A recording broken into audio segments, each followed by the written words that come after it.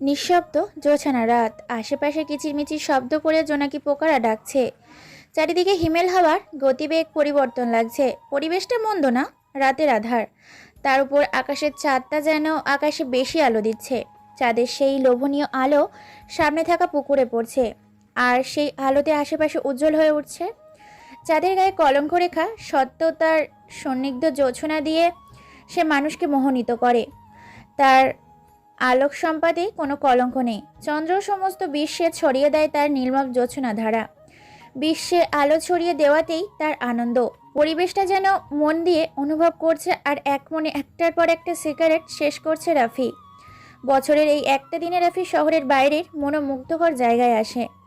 রফির মনে অনেক দুঃখ, কিন্তু সে সেটা প্রকাশ করতে পারে না। কার কাছে প্রকাশ করবে? কাছের কেউ তো রাফির নেই, সবাই অনেক দূরের পথযাত্রী। রাফি বছরের এই দিনে এখানে এসে নিজের সব কষ্টের অনুভূতি ত্যাগ করে। অতীতের সেই ঘটনাগুলা যেন এখনও তার সামনে ভাসছে। রাফি আরেকটা সিগারেট জ্বালায়, দুইটা টান দেয়, আর বিষাক্ত ধোঁয়াগুলো মুক্ত বাতাসের সাথে মিশিয়ে দেয়। ঠোঁটের কোণে আবারও সিগারেটটা লাগায়, তখনই পকেটে থাকা আইফোনটা বেজে ওঠে। ছোট্ট স্ক্রিনে বড় করে টনি নামটা লেখা। রকি নামটা দেখেই বিরক্ত বোধ করে মোবাইলটা কানে লাগায়। ওই পাশ থেকে নরম গলায় টনি বলতে থাকে, ভাইয়া অনেক তো রাত হলো, চলে আসেন, নয়তো আপনার কোনো সমস্যা হয়ে যাবে। আপনার কিছু হলে কিন্তু আমি নিজে মাফ করতে পারবো না। টনি, এখন বাজে মাত্র 12টা। এই সময়টা আমার জন্য সন্ধ্যা মনে হচ্ছে। আর এই রফিকে কেউ কিছু বলবে এমন দুঃসাহস কারো নেই। আমি আমারটা ভালো বুঝি, আমার ব্যাপারে তোর চিন্তা করতে হবে না। ওই পাশ থেকে টনির একটা দীর্ঘশ্বাস ফেলার শব্দ, আর সে বলে, ভাইয়া আমি জানি, কিন্তু তবু আপনি সাবধানে থাকবেন।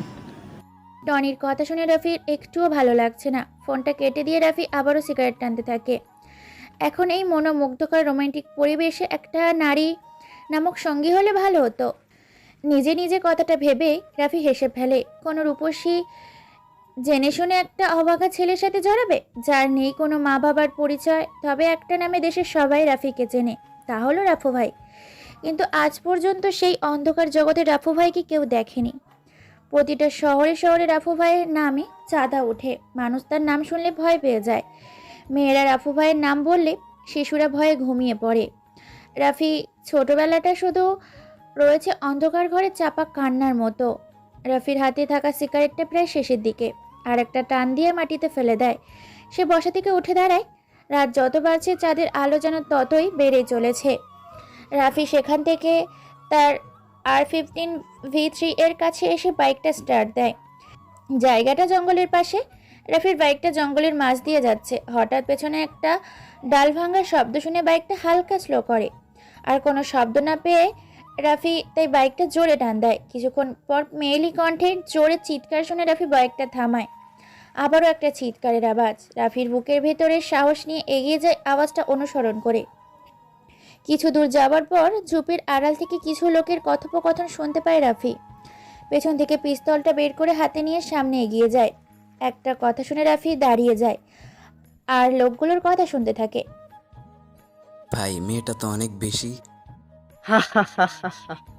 ঘুমের ঔষধ খেলে মানুষ যেমন ঘুমিয়ে পড়ে, ঠিক তেমন ভাবে ঘুমের ওষুধ একে একটা ঔষধ দিয়ে দে। ভাই এখানে ঘুমের ওষুধ পাবো কোথায়? আরে বোকা, ঘুমের ঔষধ মানে পিস্তলের বুলেট। আগে আমার কাজ শেষ করি, তারপরে একটা বুলেট খরচ করে মেয়েটাকে ফেলে চলে যাব। রাফির কথা শুনে নুসরাত নামের মেয়েটা ভয় পেয়ে যায়। সকালের দিকে বন্ধুদের সাথে ঘুরতে এসে নুসরাত রাস্তায় হারিয়ে ফেলে, আর এই ছেলেগুলো তাকে কিডন্যাপ করে এখানে নিয়ে আসে। এতক্ষণ নুসরাত জ্ঞানহীন অবস্থায় ছিল। কিছুক্ষণ আগে যখন তার জ্ঞান ফিরে, তখন সে নিজেকে এমন খারাপ অবস্থায় দেখে জোরে চিৎকার দিয়ে ওঠে। নুসরাত ঢাকার সবচেয়ে ধনী বিজনেসম্যানের একমাত্র মেয়ে। নুসরাতের বাবা তাকে অনেক ভালোবাসে, তাই তিনি নুসরাতের সকল প্রকার আবদার পূরণ করার চেষ্টা করে। আজ বন্ধুদের সাথে ঘুরতে যাওয়ার জন্য বায়না করেছে, তাই তার বাবা নুসরাতকে অনুমতি দিয়ে দেয়। ঘুরতে এসে এমন বিপদে পড়বে বুঝতে পারেনি নুসরাত। এমন আধার নামে আবারও অবিচ্ছিন্ন ভয়ঙ্কর জঙ্গলের মধ্যে চারটা ছেলে নুসরাতের দিকে লোভনীয় দৃষ্টিতে তাকিয়ে আছে। হয়তো আজই তার এই পৃথিবীর শেষ দিন। এটা ভাবতেই নুসরাতের অজস্র ভয় মনের ভিতর ভর করে। নুসরাত সব আশা ছেড়ে দিয়ে নিজেকে বিলিয়ে দিতে প্রস্তুত হয়ে আছে। সে জানে এহির গহীন অন্ধকারে তাকে রক্ষা বা বাঁচানোর মতো কেউ নেই। হঠাৎ একটা ছেলে এসে নুসরাতের শরীরে হাত দেয়। নুসরাত কেঁপে ওঠে। জীবনে এই প্রথম কোনো ছেলে দেখে খারাপভাবে হাত দেওয়ার চেষ্টা করছে তার শরীরে। অহেতুক ছেলেগুলোকে আটকানোর কোনো মানেই হয় না। নুসরাত জানে বাধা দিলেও কোনো কাজ হবে না, তাই সে আর কোনো জোরাজুরি করে না। আর একটা ছেলে নুসরাতের শরীরে স্পর্শ করতে যাবে, কখনই পেছন থেকে কেউ মোটা একটা শক্ত গাছের ডাল নিয়ে ছেলেটার মাথায় মারে। ছেলেটার মাথা থেকে রক্ত বের হতে থাকে। সে তার হাত দিয়ে রক্ত বন্ধ করার চেষ্টা করে। হঠাৎ এরকম একটা আগন্তুকের আগমন বুঝতে পারছে না কেউ। তাদের যেন বিশ্বাস হচ্ছে না এত গভীর রাতে অন্ধকার এই জঙ্গলে কেউ নুসরাতকে বাঁচাতে আসবে। নুসরাত আগন্তুকটার দিকে ভালো করে লক্ষ্য করে দেখে হাতে শক্ত একটা গাছের ডাল, পরনে তার ছেঁড়া জিন্স, ব্ল্যাক কালারের জ্যাকেট, মুখে জোকারের মাস্ক পরা, যার কারণে মুখটা স্পষ্ট বোঝা যাচ্ছে না। নুসরাত আগন্তুকটাকে দেখে বাঁচার একটু আশা করে, যদি ভাগ্যটা হাত হতে দেয়। এবার রাফি বলতে থাকে, এই কে তুই? এত রাতে এমন অন্ধকার জঙ্গলে কি করছিস তুই? একই প্রশ্ন তো আমারও। তোরা 4টা ছেলে আর একটা মেয়ে এত রাতে এখানে কি করিস? আমরা যাই করি না কেন, এটা জিজ্ঞেস করার তুই কে? যদি জান নিয়ে বাসায় যেতে চাস, এখান থেকে চলে যা। আমি বাসা থেকে বের হওয়ার আগে মাথায় কাফনের কাপড় মাথায় পরে বের হই। মৃত্যু ব্যাপারই না। জীবনে আত্মপ্রকাশ এবং অস্তিত্বের বিকাশ তার চঞ্চল গতির মধ্যে বহমান। মানব জীবন সংগ্রাম মুখর। জীবনের বাঁকে বাঁকে রয়েছে মরণ গলি। এই জীবন থেকে পালানো মানে জীবনের ব্যর্থতা ডেকে আনা। জন্ম মৃত্যু দেহে মিলে জীবনের খেলা। নৈরাশ্যের গাঢ় তমসাকে জয় করে আলোকিত আনন্দ ক্ষেত্র রচনায় জীবনের ধর্ম। তুই তোর মরার সেকেন্ড গুনতে শুরু কর। এই তোরা যা, ছেলেটাকে শেষ করে দিয়ে আয়। শূন্য হাতে দুইটা ছেলে আগন্তুকটার দিকে এগিয়ে আসে। আগন্তুক মুচকি হেসে পেছন থেকে M500টা বের করে পর পর দুইটা গুলি চালায়। বুলেট দুইটা যেয়ে ছেলেটার কপালে লাগে। নিস্তব্ধ হয়ে মাটিতে লুটিয়ে পড়ে। ছেলে দুইটা কপাল থেকে গড়গড়িয়ে রক্ত পড়তে থাকে। আগন্তুকটা হালকা নিচু হয়ে বসে পিস্তলটা কিছু অংশ রক্ত লাগিয়ে নাক দিয়ে শুকতে থাকে। রক্তটা যেন তার অনেক প্রিয়। আগন্তুকের এমন ডেভিল মার্কার রূপ দেখে ভয় পেয়ে যায় রাফিক। রাকিবের প্যান্টের পকেট থেকে একটা ছুরি বের করে হাতে নেয়। নুসরাত পাশেই দাঁড়ানো ছিল, যার কারণে রাকিব বাম হাতটা দিয়ে তার কাছে টেনে গলায় ছুরিটা ধরে। রাকিব ভয়ে ঘেমে একাকার হয়ে যাচ্ছে। তার কাছে মনে হচ্ছে তার সামনে মৃত্যুর দূত দাঁড়িয়ে আছে। নিজের জীবন বাঁচানোর জন্য নুসরাতকে রাকিব ব্যবহার করছে। যদি তার নিজের প্রাণটা বেঁচে যায়। নুসরাত এখন একটুও ভয় পাচ্ছে না, কারণ আগন্তুকটাকে দেখে সে নিজেকে বিশ্বাস ফিরে পেয়েছে। রাকিব কাঁপা কাঁপা গলায় জোরে জোরে বলতে থাকে, দেখ, তুই পিস্তলটা হাত থেকে নিচে ফেলে দে, নয়তো এই মেয়েটাকে আমি মেরে দিব। মেরে দে মেয়েটাকে, তাতে আমার কি? মেয়েটা তো আমার কিচ্ছু না।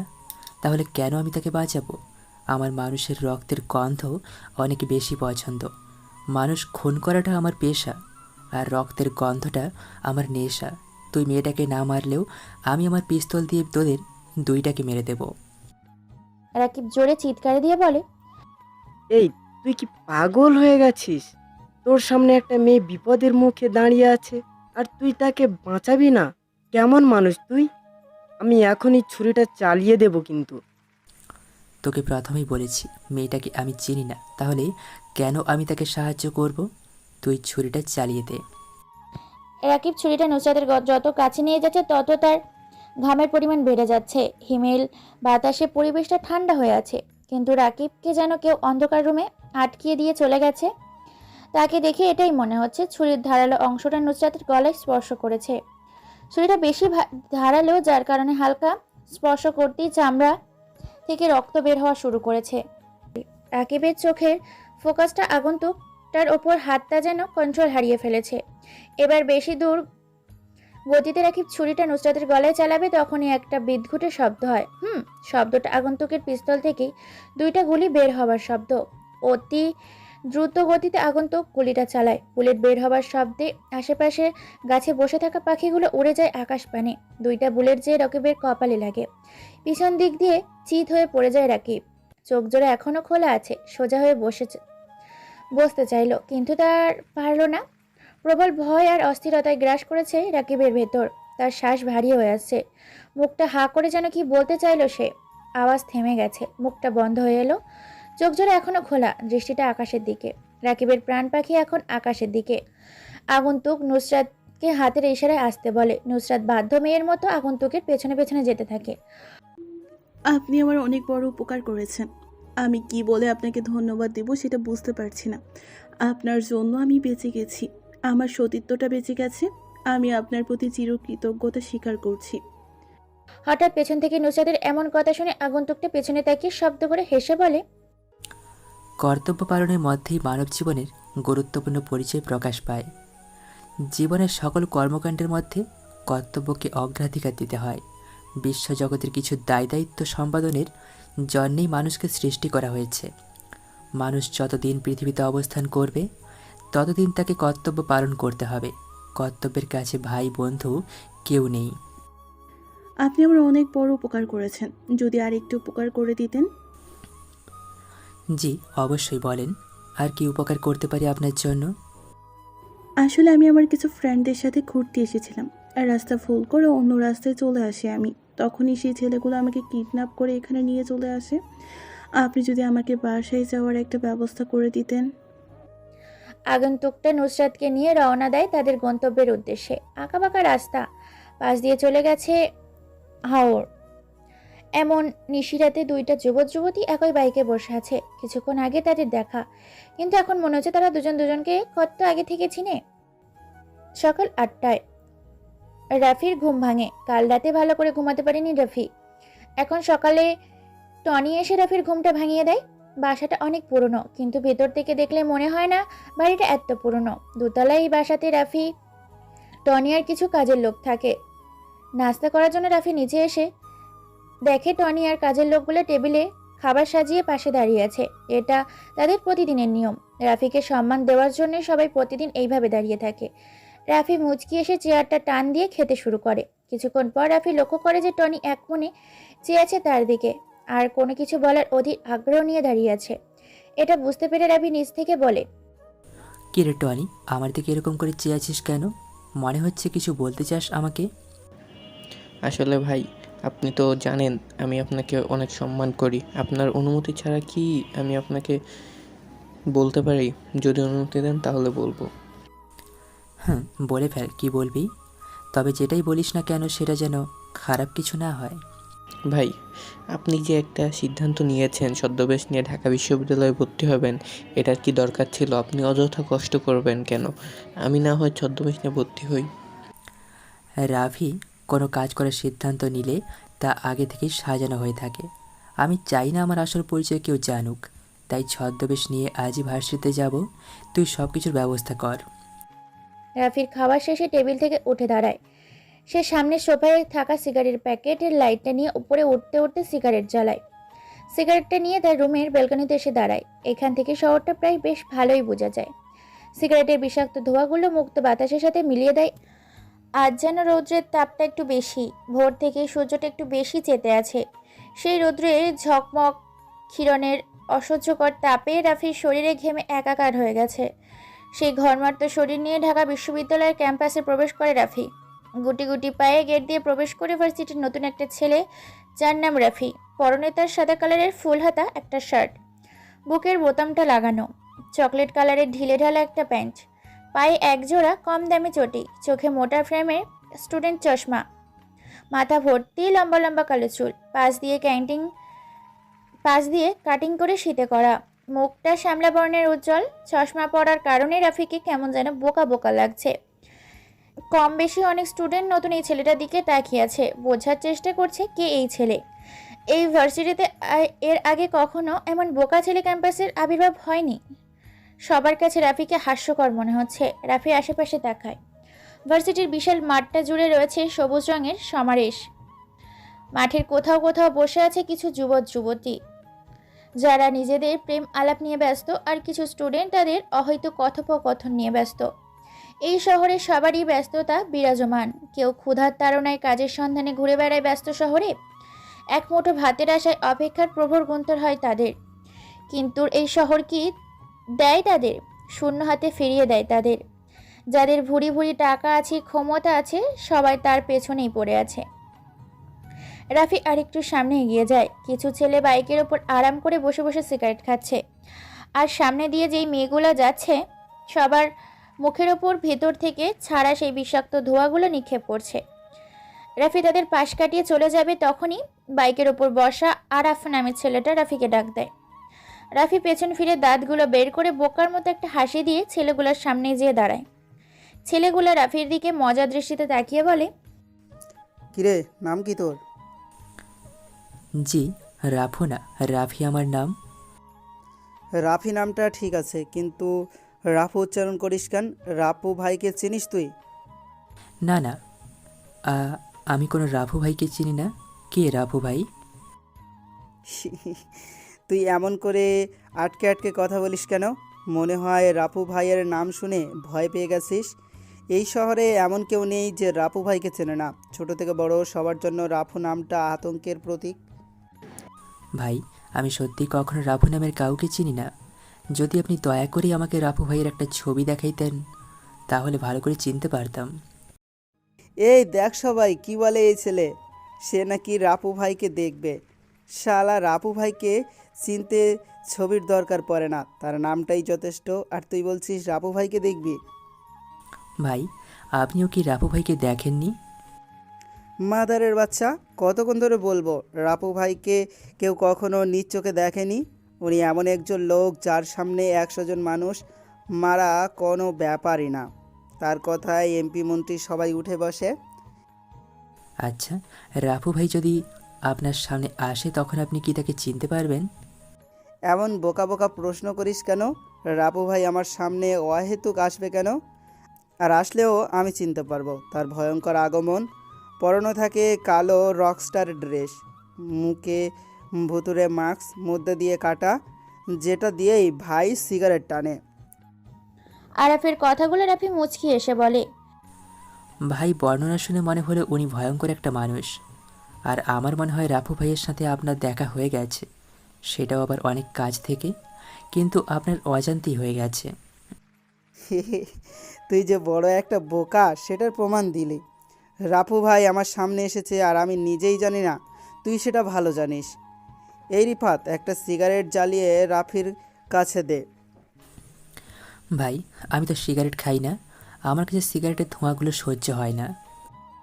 রাফির এমন কথা শুনে উপস্থিত সবাই জোরে জোরে হাসতে থাকে, যার কারণে আশেপাশের অনেক স্টুডেন্ট ফোকাস রাফিদের ওপর। রিফাত পকেট থেকে একটা সিগারেটের প্যাকেট আর একটা লাইটার বের করে সিগারেটের আগুন জ্বালায়। ডান হাত দিয়ে সাবধানে সিগারেটটা রাফির ঠোঁটের কাছে নিয়ে আসে। এটা দেখে রাফি পিছাতে থাকে। সিয়াম নামের ছেলেটা পেছন থেকে রাফিকে আটকিয়ে দেয়। রিফাত জোর করে রাফির ঠোঁটে সিগারেটটা লাগিয়ে দেয়। অসাবধানতার কারণে জ্বলন্ত সিগারেটটা রাফির গোলাপি নরম ঠোঁটে লেগে হালকা পড়ে যায়। সিগারেটের বিষাক্ত ধোঁয়াগুলো রাফির মুখের ভেতরে যখনই যাওয়ার জন্য সে জোরে জোরে কাশতে থাকে। আশেপাশে কেউ আরবদের বাধা দিতে আসছে না, সবাই দূরে দাঁড়িয়ে মজা নিচ্ছে। রাফি নিজেই কল্পনাও করতে পারছে না যে আজকে ভার্সিটির প্রথম দিনই তাকে এমন হেনস্থ হতে হবে। রাফি মাথাটা নিচু করে দাঁড়িয়ে আছে। তুই দেখি অনেক বোকা, ভার্সিটিতে পড়িস এখনও সিগারেট টানতে পারিস না। তোকে ভার্সিটিতে নতুন দেখছি, কোন ইয়ারে পড়িস? রাফি মাথাটা কিছু করতে আস্তে আস্তে জবাব দেয়, ভাই, আমি দ্বিতীয় বর্ষে ভর্তি হয়েছি। তুই তো তাহলে আমাদের সবার জুনিয়র। এখন থেকে প্রতিদিন আমাদের সাথে দেখা হলে সালাম দিবি। আর তুই হয়তো আমার পরিচয় ভালো করে জানিস না, কিছুদিন নিয়মিত ভার্সিটিতে থাক, তাহলে এমনিতেই বুঝে যাবি আমি কে। রাফির মাথাটা নাড়ায়, যার মানে সে তাদের সম্মান করবে। পৃথিবীটা বড় নিষ্ঠুর, যেখানে ভালো মানুষের আনাগোনা বেশি, সেখানে খারাপ লোক কিছু থাকবেই। আপনার এমনটা মনে হয়েছে যে আপনি নিজে নষ্ট করেছেন নিজের জীবনটা, কিংবা মাঝে মাঝে বিষণ্ণতায় নিজের জীবনের প্রতি বিরক্তি চলে আসবে। এমন পরিস্থিতি প্রায় প্রতিটি মানুষের জীবনেই আসে। মাঝে মাঝেই সব কিছুই খুব অর্থহীন মনে হয়। নিজের জীবনটাকে বদলে ফেলা যায় নিজেই। নিজের জীবনটাকে বদলে নিয়ে নতুনভাবে জীবনের অর্থ খুঁজে নিতে নাকি কিছু প্রশ্ন কি অবাক বিষয়। অবাক হলেও সত্যি যে নিজেকে কিছু বিশেষ প্রশ্ন করে নিজের মনে মনেই উত্তর পাওয়া যায়। নিজের মনের কাছে এই প্রশ্নগুলো পড়লে সত্যি জীবনটা বদলে যাবে এবং জীবনটাকে অনেক বেশি অর্থবহ মনে হবে।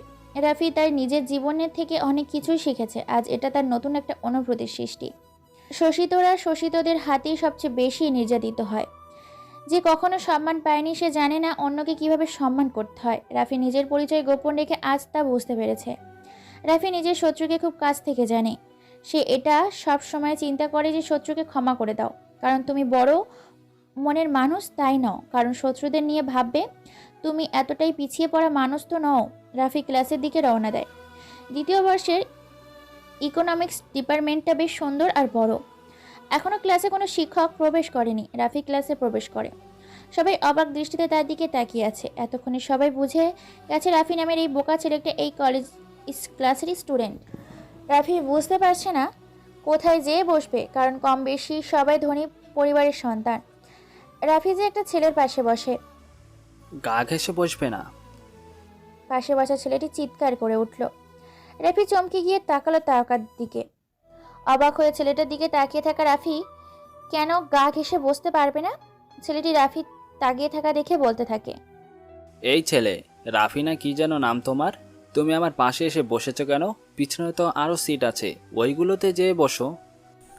ভাইয়া, আমি আপনার পাশে বসলে কি সমস্যা হয়? আর সামনের সিট থাকতে আমি পেছনে যেয়ে বসবো কেন? তুমি দেখছি অনেক বোকা, কিছু বোঝো না। আর তোমাকে দেখে বোকা বোকাই মনে হয়। তুমি আমার পাশে বসলে আমাকেও বোকা বোকা লাগবে। তোমার সাথে আমার কি যায় দেখো একবার। ভাইয়া, আমি তো নতুন, আপনার পাশেই বসি। বসতে পারো একটা শর্তে। তুমি আরও দূরে যেয়ে বসো, আমার আশেপাশে যেন তোমাকে না দেখি। রাফি মাথা নাড়ায়। সে বসে বসে চিন্তা করছে পৃথিবীর সব নির্লজ্জ হলো মানুষের মন। কিছু কিছু মুহূর্তে মানুষ খুব একা হয়ে যায়, যার মনের অবস্থা বোঝার ক্ষমতা কারোর থাকে না। জীবনে তো বহমান নদী, থেমে থাকে না। অনেক কিছু আশা থাকলেও পাওয়া হয় না। আশাগুলো পড়ে থাকে স্মৃতির, শুধুই স্মৃতি হয়ে। জীবনের অনেক কিছু যায় হারিয়ে। রাফি তার অতীত নিয়ে বেশ গম্ভীরভাবে চিন্তা করে। জীবন আসে, জীবন ভাসে অজানা স্রোতে, তবুও জীবন এগিয়ে চলে আশার লক্ষ্য পথে। রাফি তার অতীতকে নিয়ে ভাবে, কিন্তু ভবিষ্যৎকে ঠিকই সুন্দর করার চিন্তা করে। জীবনের কোনো একটা সময় মানুষ নিজেকে খুব অসহায় ভেবে, যেটা রাফি পিছনের দিনগুলোতে ফেস করেনি। এখন তার সামনে সেই ভয়ঙ্কর অতীত ভেসে ওঠে। রাফি এইগুলো চিন্তা করছিল, তখনই ক্লাসের দরজায় কড়া নাড়ে সাইফুল স্যার। খুবই সাহিত্যিক প্রেমিক তিনি। পড়ায় কম, কিন্তু সাহিত্যিক গল্প বলেন বেশি। স্যারের পরনে একটা ফুল হাতার সাদা কালারের শার্ট, কালো প্যান্ট, চোখে পাওয়ারের চশমা, ক্লিন শেভ করা মুখ, কিন্তু নাকের নিচে বড় বড় হেঁচ কাটা গোফের জন্য তাকে বেশ মানিয়েছে। সাইফুল স্যার চেয়ার টেনে বসে পড়ে। তিনি কিছু একটা ভেবে বলে ওঠে, আজ তোমাদের আমি একটা নতুন গল্প শোনাবো, সবাই প্রস্তুত হও। সকল স্টুডেন্ট নিজেকে গুছিয়ে স্যারের দিকে মন দেয়। রাফিও তাদের মতো একজন। স্যার এবার বলতে শুরু করে, আসসালামু আলাইকুম ভাই, একটু সরবেন, ওই সিটটা আমার। তাকিয়ে দেখি কালো রোগা মতো অদ্ভুত দর্শনের একজন লোক আমার পাশের সিটটাকে ইঙ্গিত করে দাঁড়িয়ে আছে। তাড়াতাড়ি সালামের জবাব দিয়ে সরে তাকে ঢোকার জন্য জায়গা করে দিলাম। ঢোকার সময় লোকটার গায়ে হাত লাগার পর তার শরীরটা কেমন যেন ঠান্ডা ঠান্ডা লাগলো। একটু ভয় পেয়ে গেলাম। লোকটা মনে হয় ব্যাপারটা বুঝতে পারলো এবং রহস্যময় মুচকি একটা হাসি দিল। আমি কিছুক্ষণ লোকটার দিকে তাকিয়ে অন্য পাশে ফিরে বসলাম। বাসটা ছেড়ে দিল। অনেক দিন পর নানার বাড়ি যাচ্ছি। বিভিন্ন সমস্যার কারণে মাঝখানে কয়েক বছর যাওয়া হয়নি। এবার একটা বড় ধরনের ছুটি পাওয়ার ফলে রওনা দিলাম। বাড়িতে নানা নানি আর দূরের সম্পর্কে দুইজন মামাতো ভাই ছাড়া কেউ থাকে না। আগে অনেক লোকজন থাকতো, আমরাও বিভিন্ন সময় সেখানে চলে যেতাম। সেই সব স্মৃতি মাঝে মাঝে উঁকি দিয়ে যাই। কত মজাই না করতাম। ভাই কি নানা বাড়ি যাচ্ছেন? হঠাৎ লোকটা প্রশ্ন করে বসলো। কিছুটা অবাক হয়ে জবাব দিলাম, জি। আপনি কি করে বুঝলেন? না, আপনাকে ওই বাড়িতে দু একবার দেখেছি বলে মনে হচ্ছে। আপনার নানার নাম করিমউদ্দিন ভূঁইয়া না? জি। আপনি আমার নানাকে চেনেন? আগে প্রায় সময় ওই বাড়িতে যেতাম, এখন আর যাওয়া হয় না। মনে মনে ভাবলাম বাড়িতে তখন অনেক লোকই আসতো, সবাইকে তো আর চেনা সম্ভব না। ওদের মাঝখানে কেউ একজন হবে আর কি। এমন সময় বিভিন্ন দিক থেকে হর্নের শব্দ কানে আসতে শুরু করলো। তাকিয়ে দেখি সামনে বিশাল জ্যাম লেগে গিয়েছে। আজকে মনে হয় বাড়ি যেতে অনেক রাত হয়ে যাবে। আপনার নাম কি? আমার নাম সগির। আপনার নানাদের পাশের গ্রামে থাকতাম। থাকতাম মানে এখন আর থাকেন না? না। বলে লোকটা একটা দীর্ঘশ্বাস ফেললো। তারপর হুট করে একটা কথা জিজ্ঞাসা করে বসলো। আপনি কি জিন ভূত বিশ্বাস করেন? হঠাৎ এই ধরনের প্রশ্ন করায় একটু অবাক হলাম। না, কিন্তু হঠাৎ এইগুলো জিজ্ঞাসা করছেন কেন? ওহ, আপনি মনে হয় আপনার নানা বাড়ির সামনের বাঁশঝাড়টার কথা শোনেন নাই? না, ওই বাচ্চাদের আবার কি হইল? কিছুটা অবাক হলাম। আছে, ওইটা সম্পর্কে বিরাট এক কাহিনী আছে। ওই কাহিনী শুনলে জিনভূত বিশ্বাস করা শুরু করবেন। মনে মনে ভাবলাম প্রত্যেক গ্রামেই এ ধরনের কিছু কাহিনী প্রচলিত থাকে। এগুলো বিশ্বাস করার কোনো মানে হয় না। আপনার যদি সমস্যা না থাকে তাহলে বলতে পারেন। আচ্ছা বলি তাহলে। এই কাহিনীটা ঘটছিল আমার নিজের জীবনে। এরপর লোকটা তার কাহিনী বলা শুরু করলো। আমাদের গ্রামে এক বাড়িতে 16 বছর বয়সী একজন যুবতী মেয়ে থাকতো। বাড়িতে তার সাথে তার বাবা মা আর ছোট একটা ভাই থাকতো। মেয়েটি দেখতে বেশ সুন্দরী ছিল, যার ফলে প্রায় সময় গ্রামে বখাটে ছেলেরা তাকে বিরক্ত করত। একবার অন্য গ্রাম থেকে আসা এক ছেলে তাকে প্রেমের প্রস্তাব করে, কিন্তু মেয়েটা তার প্রস্তাব ফিরিয়ে দেয়, যার ফলে ছেলেটা তাকে স্কুলে যাওয়ার পথে এবং বিভিন্ন সময় দেখা হলেই বিরক্ত করত। একবার ওই ছেলেটা দলবল নিয়ে গ্রামে এসে মেয়েটাকে রাস্তা থেকে ধরে ওই বাঁশঝাড়ে নিয়ে যায়। সেখানে তারা মেয়েটাকে ধর্ষণ করে। তারপর তারা মেয়েটাকে মেরে ফেলে এবং সেখানেই ফেলে রেখে চলে যায়। পরদিন ওই জায়গা থেকে মেয়েটার লাশ উদ্ধার করা হয় এবং ইমাম সাহেব ফতোয়া অনুযায়ী জানাজা ছাড়াই কবর দেওয়া হয়।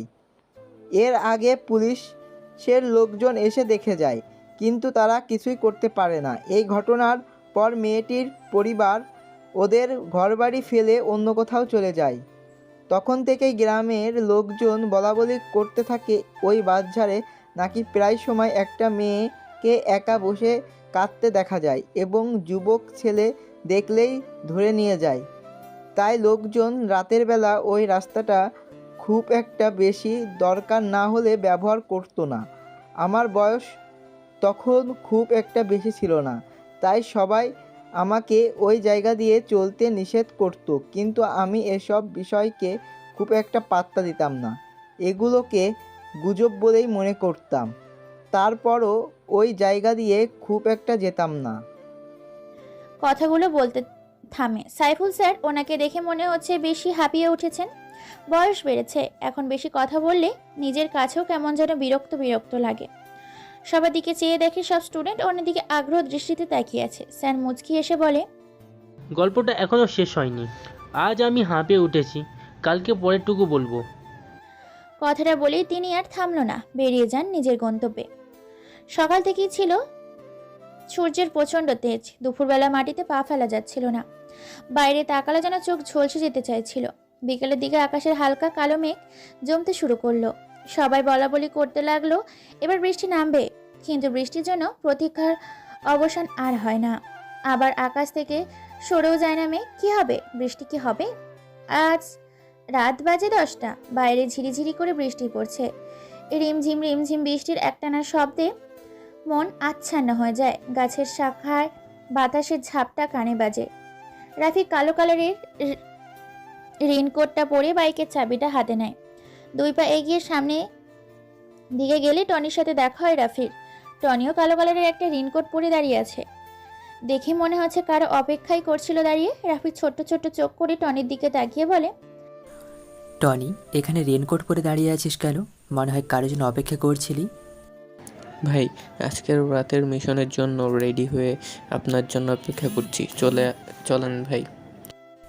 আজকে আমি একাই মিশনে বের হব, কাউকে আসা লাগবে না। রেনকোটটা খুলে রেস্ট কর।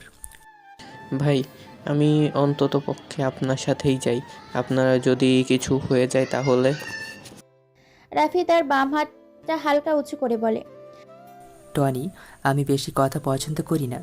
আমি জানি আমার কিচ্ছু হবে না, তবে শিয়ালের মতো 1000 বছর না বেঁচে সিংহের মতো একদিন বাঁচা ভালো। রাফি কথাটা বলে সামনের দিকে এগিয়ে যায়, টনিকে কোনো প্রকার কথা বলার সুযোগ না দিয়ে। ব্ল্যাক কালারের বাইকে যেয়ে বসে রাফি। গন্তব্য এখন শহরের কিছু বিশৃঙ্খলা সৃষ্টিকারী লোকদের উদ্দেশ্য। ওসমান শরীফ রাব্বি, ঢাকার টপ মাফিয়া, সালমানদের অতি কাছের লোক। যত ধরনের মামলা আছে সবগুলো তাদের নামে করা, কিন্তু সালমানের ক্ষমতার কাছে কেউ কিছুই বলতে পারে না। প্রতিদিন ওরা তিনজন মদ জুয়া খেলার জন্য পাশের একটা বড় ক্যাসিনোতে যায়। আজকে মনে হয় বেশি মদ খেয়ে ফেলেছে, তাই হেলে দুলে হাঁটতে হাঁটতে বাসার উদ্দেশ্যে রওনা দেয়। হালকা হালকা ঝিরিঝিরি বৃষ্টি পড়ছে, তাই ওরা তিনজন একটু জোরে গতিতেই পা চালায়। হঠাৎ তারা দেখতে পায় রাস্তার মাঝে বাইকের ওপর আরাম করে বসে সিগারেট ফুঁকছে কোনো এক অজানা আগন্তুক। তিনজনের সামনে সবচেয়ে বেশি ঝাপসা মনে হচ্ছে ওসমান। ওসমান একটু এগিয়ে যায় আগন্তুকের দিকে। ওসমানের শরীরটা ভেজা, মুখে কালো কালারের স্টাইল করা দাড়ি থেকে টুপটুপ করে পানি পড়ছে। বৃষ্টির পানির জন্য সবার নেশা কেটে গেছে। ওসমান আগন্তুকের কাছাকাছি চলে এসেছে। আগন্তুকটার পরনে কালো কালারের রেইনকোট, মুখের ভেতর কাটা মাস্ক, মুখে অংশ দিয়ে নিকোটিনের ধোঁয়া ওড়াচ্ছে। আজকে এই ব্যস্ত শহরটা কেমন যেন নিস্তব্ধতা বিরাজ করছে। কোথাও যেন মানুষের আনাগোনা দেখা যাচ্ছে না। হয়তো বৃষ্টির আমেজ থাকার জন্য সবাই ঘরে অবস্থান করেছে। দূর থেকে ল্যাম্পপোস্টের ঘোলাটে আলো দিচ্ছে। পিচঢালা রাস্তাটা আজ বৃষ্টির পানিতে বিদঘুটে কালো আকৃতি ধারণ করেছে। আগন্তুকের হাতে থাকা সিগারেটটা শেষ হয়ে গিয়েছে। সিগারেটের না পুরো অংশটুকু ভেজা রাস্তার উপর ফেলে দেয়। রেইনকোটের পকেট থেকে আরেকটা সিগারেট আর লাইটার বের করে সিগারেট আগুন ধরাবে, তখন ওসমান তার ডান হাত দিয়ে আগন্তুকের হাত থেকে সিগারেট আর লাইটারটা কেড়ে নেয়। আগন্তুকটা কিছু না বলে শব্দ করে একটা হাসি দেয়।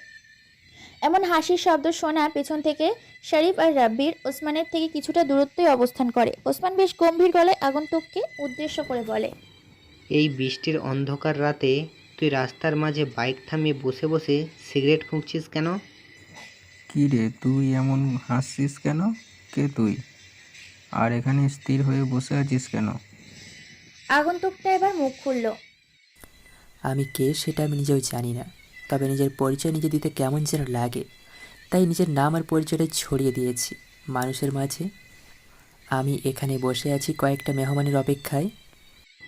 এত রাতে কোন মেহমানরা আসবে যার জন্য তুই রাস্তার মাঝে পথ আটকে এভাবে বসে থাকবি? আমার মেহমান তো চলে এসেছে, কিন্তু কিভাবে তাদের আপ্যায়ন করব তা বুঝতে পারছি না।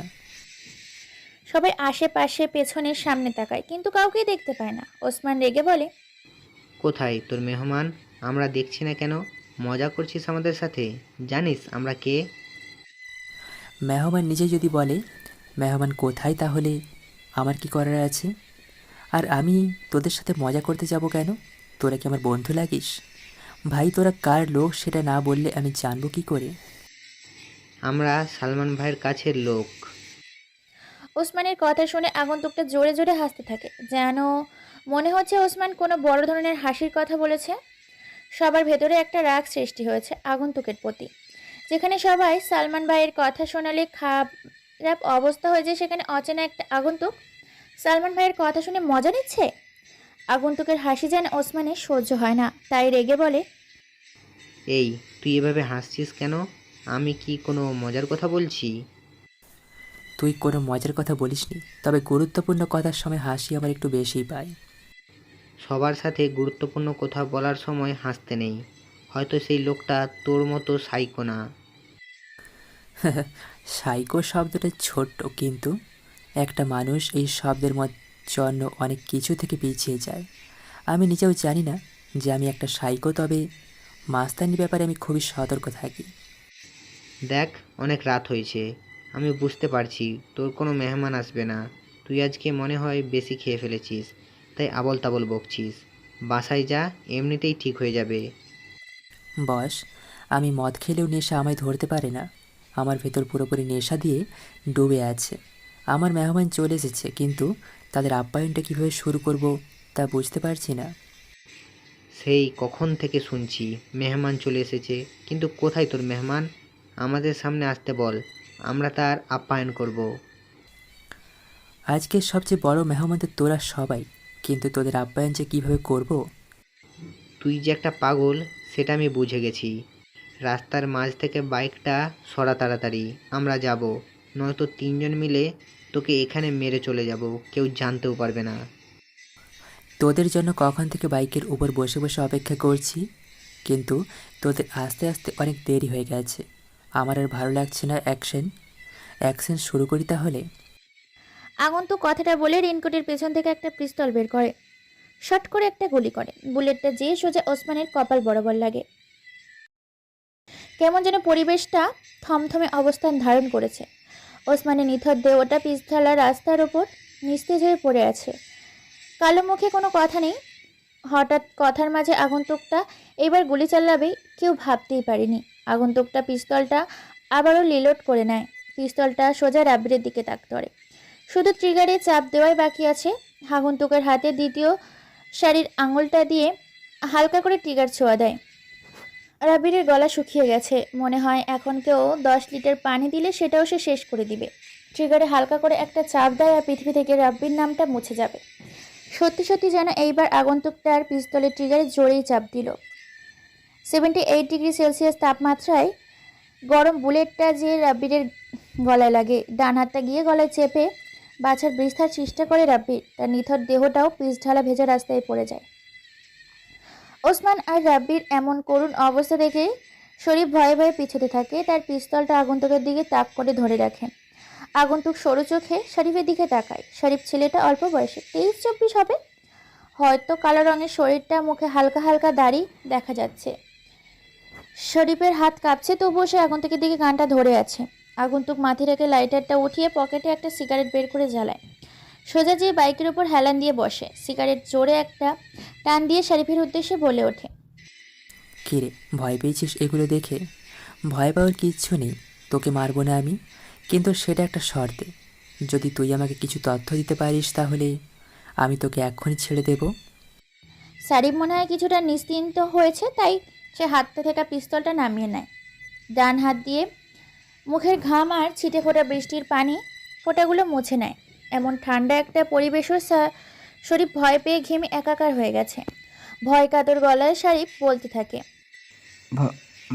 ভাই, কি তথ্য জানতে চান আপনি? নিরীহ মানুষকে ভয় পেতে দেখলে আমার অনেক মজা লাগে, কিন্তু আজ প্রথম কাউকে দেখে কেমন যেন মায়া লাগছে। তুই এখন আমাকে বল, সালমানকে আমি কোথায় পাবো? ভাই, আমি কিভাবে বলবো সালমান ভাই এখন কোথায় থাকে? আমি কিছু জানি না এই বিষয়ে। ওসমান সবসময় সালমান ভাইয়ের সাথে বেশি থাকতো। আমি তো তেমন কিছু ভালো করে জানি না। আমাকে ছেড়ে দেন প্লিজ ভাই। ছেড়ে দেব? সেই ভুলটা আমি আর করছি না। এই রাফি বেশি কথা আর বেশি প্রশ্ন করা পছন্দ করে না। আমি নিজে নিজে সালমানকে বের করব, তবে এখন তাকে বাঁচিয়ে রাখা আমার ঠিক হবে না। ভালো থাকিস ওপরে। আগন্তুক তার পিস্তলটা দিয়ে সোজা একটা গুলি করে। গরম বুলেটটা যেয়ে শরীফের কপালে লাগে। কপাল ফেটে তাজা রক্ত বেরোতে থাকে। বৃষ্টির আমেজে আজকে শহরটা কেমন যেন নীরব হয়ে আছে। দূর থেকে ভেসে আসছে কিছু পাতি কুকুরের বিদঘুটে ডাক। হয়তো ওরা এতক্ষণে তাজা রক্তের গন্ধ পেয়ে গেছে। বৃষ্টি থাকার জন্য আসতে পারছে না। বৃষ্টির গতিবেগ বেড়েই চলেছে। রিনিঝিনি থেকে আরও বড় বড় ফোঁটায় মুষলধারে বৃষ্টি পড়ছে। মাঝে মাঝে আবার জোরে জোরে বিদ্যুৎ চমকানোর বিকট শব্দে কেঁপে উঠছে শহরটা। জায়গাটা আগের মতোই থাকবে, তবে কাল সকাল থেকে এই জায়গার মানুষ ভয়ে ভয়ে চলাফেরা করবে। জীবনটা এক যুদ্ধক্ষেত্র, চড়াই উৎসাই থাকবেই। সব কিছু পেরিয়ে গেলে তবে তো জিত আসবেই। আগন্তুক শরীফের মৃতদেহটার পাশে ছোট্ট করে লেখে, কিং রাফু ভাই। আগন্তুক সেখান থেকে আর এক মুহূর্তও দাঁড়ায় না। বাইকটা স্টার্ট দিয়ে অন্ধকার রাজনীতিতে আর গভীরতায় হারিয়ে যায়। ভাই, সালমানের কোনো খবর পেয়েছেন? প্রায় সকাল 8টার কাছাকাছি রাফি ঘুম থেকে উঠে নিজে এসে সোফায় বসে পড়ে। টনির চায়ের কাপটা হাতে নিয়ে রাফির সামনে এসে থাকা টি টেবিলের ওপর রাখে। গরম চা থেকে বাষ্প হয়ে নির্বিচ্ছিন্ন হয়ে ধোঁয়াগুলো উঠতে থাকে। দুজনের মধ্যে এক প্রকার নীরবতা বিরাজ করছে। তখনই টনি রাফিকে উপরের উক্ত কথাটি বলে। টনির কথায় রাফির হাত থেকে চায়ের কাপটা টেবিলের ওপর রেখে ছোট ছোট চোখ করে একটা মুচকি হাসি দেয়। সামনে দেওয়ালে ফিট করা 32 ইঞ্চি টিভিটা রিমোট দিয়ে অন করে। প্রথমেই খবরের চ্যানেলটা ভেসে ওঠে। একজন মহিলা খবর পড়ছে। ব্রেকিং নিউজ, আজ সকালে বনানীর একটা পরিত্যক্ত গোডাউনে 3টা লাশ পাওয়া যায়। পুলিশ এখনও তাদের তদন্তের কাজ চালিয়ে যাচ্ছে। তবে পুলিশের একটাই বক্তব্য, বাংলাদেশের সবচেয়ে বড় মাফিয়া লিডার রাফু ভাই এই খুনটা করেছে। কিন্তু রাফু ভাই এই শহরে এসে 3জন লোককে খুন করেছে। এটা কি সত্যি, নাকি রাফু ভাই সেজে অন্য কেউ এই খুনগুলো করছে? সবই এখন জনগণের কাছে অস্পষ্ট আর পুলিশের কাছে ধোঁয়াশা। এখন এই পর্যন্ত, এতক্ষণ আমাদের পাশে থাকার জন্য ধন্যবাদ। টনি অবাক হয়ে তাকিয়ে আছে রাফির দিকে। টনির কাছে কেমন যেন ধোঁয়াশা মনে হচ্ছে সবকিছু। রাফি চায়ের কাপে তার গোলাপি ঠোঁটটা লাগিয়ে আরেকটা চুমুক দেয়। টনির দিকে তাকায়। ছেলেটা রাফির জন্য অনেক চিন্তা করে। এতদিনে টনির প্রতি রাফির পূর্ণ বিশ্বাস স্থাপন হয়েছে। টনির এইরকম প্রশ্নবোধক দৃষ্টিতে তাকিয়ে থাকা দেখে রাফি মুচকি হেসে বলে, সালমানের খবর এখনও পাইনি, তবে আমি যখন এই শহরে এসেছি তখন তো সালমানকে মারা আমার জন্য কোনো ব্যাপারই না। ভাই টিভিতে যে দেখলাম আজ সকালে 3টা লাশ পাওয়া গেছে, খুনগুলো কি রাফু ভাই না আপনি করেছেন নাকি অন্য কেউ? কালকের রাতের মিশনটা আমি একাই শেষ করেছি, তবে মিশনে কাকে কাকে মেরেছি সেটা তোর কাছে ধোঁয়াশা হয়ে থাকলো। রাফি বসা থেকে উঠে দাঁড়ায়। টনিকে আর কিছু বলার সুযোগ না দিয়ে ওপরে চলে যায়। টনি বসে বসে ভাবছে, রাফু ভাই কি সত্যি কালকে রাতের মিশনে সেই 3টা ছেলেকে মেরেছে, নাকি তার নাম ধরে অন্য কেউ? চিন্তা চেতনা করতে করতে হয়তো উত্তরটা টনির কাছ থেকেই বের হয়ে আসবে। প্রতিটি ছোট ছোট চা স্টলে বসে বসে কিছু কিছু লোক আজকে সকালের লাশের সম্বন্ধে বিভিন্ন ধরনের আওড়ানো কথা বলছে। সাধারণত এইসব ছোট ছোট দোকানে অনেক অনেক কথাই বলে থাকে। রাফি তাদের কিছু কথা শুনে মুচকি হেসে ভার্সিটির উদ্দেশ্যে রওনা দেয়। কালকে রাতে বৃষ্টি হওয়ায় রাস্তায় নিচু জায়গাগুলোতে পানি জমে আছে। আজকে আবারও গতকালের মতো কড়াকড়িভাবে রোদ উঠেছে। হয়তো এটাই হওয়ার আজকে। রাফি হাঁটছে অন্যমনস্ক ভঙ্গিতে, উদ্দেশ্যহীন মানুষের মতো করে হাঁটা। অথচ রাফির একটা গন্তব্য আছে, সেটা হলো ঢাকা বিশ্ববিদ্যালয়। রাফি মাথাটা নিচু করে আগের মতো মাঠ পেরিয়ে ক্লাসের দিকে রওনা হয়। আজকেও সেই সাইফুল স্যারের ক্লাস। রাফি স্যারের কথাগুলো খুব মনোযোগ দিয়ে শুনে। স্যারের বলা গল্পটা রাফি কালকে অনেকক্ষণ ভাবছে, কিন্তু অনেক রহস্য রয়ে গেছে মনের গহীন অচিরে। কালকের মতো আজ রাফি মধ্যের বেঞ্চে বসার ভুল করতে চায় না। শেষের দিকে ছোট্ট একটা বেঞ্চে যেয়ে বসে সে। বেঞ্চটা জানালার পাশেই, যার কারণে বাইরে কি হচ্ছে সবকিছু স্পষ্টভাবে দেখা যাবে। রাফি জানালা দিয়ে বাইরের দিকে তাকায়। আকাশ আজকে সূর্যের তাপটা অনেক বেশি। কালকে বিকালে সেই অন্ধকার ভাবটা এখন কেটে গিয়ে নীল আর সাদা রং ধারণ করেছে। এই শহরে সবাই নিজের কাজে নিজে ব্যস্ত। কেউ নিজের পরিবার চালাতে বেরিয়েছে কাজের উদ্দেশ্যে, আর কিছু ধনী ব্যক্তি অফিসের জন্য বিশাল বিশাল গাড়িতে বসে আছে। রাফি এগুলো চিন্তা করছিল, তখনই ক্লাসে সাইফুল স্যার প্রবেশ করে। আজকে স্যারের মুখে তেমন কোনো হাসি উজ্জ্বল নেই, কেমন যেন উসখুস দেখা যাচ্ছে। মনে হয় কালকে রাতে ভালো মতো ঘুম হয়নি তার। সবাই লক্ষ্য করেছে বিষয়টা, রাফি নিজেও বুঝতে পারছে না কি এমন হলো এক রাতে যার কারণে স্যারের রাতের ঘুম হারাম হয়েছে।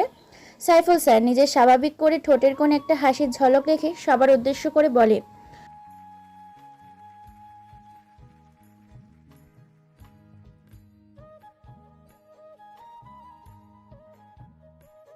অন্য দিনের মতো আজকে স্যারের কথায় কোনো অনুভূতি হচ্ছে না। সাইফুল স্যার তো সবসময় হাসি খুশি থাকতে পছন্দ করে, কিন্তু কি হলো আজ কেউ বুঝতে পারছে না। স্যার ছোট্ট একটা কাশি দিয়ে বাকি গল্পের অংশটুকু বলতে থাকে।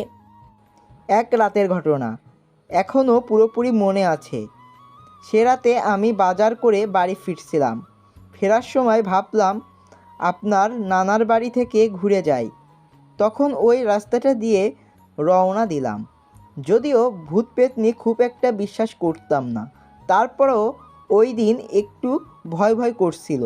আকাশে চাঁদের আলো ছিল বলে টর্চটা জ্বালানোর প্রয়োজন বোধ করলাম না। চলার পথেই একটা কুকুর দেখতে পেলাম। কুকুরটাকে দেখেই মনে মনে একটু শান্তি পেলাম। যাক, আমি ছাড়াও একটা জীবিত প্রাণী আছে। কুকুরটাও কি ভেবে আমার পিছু পিছু আসতে শুরু করলো। তখন কিছুই বুঝি নাই।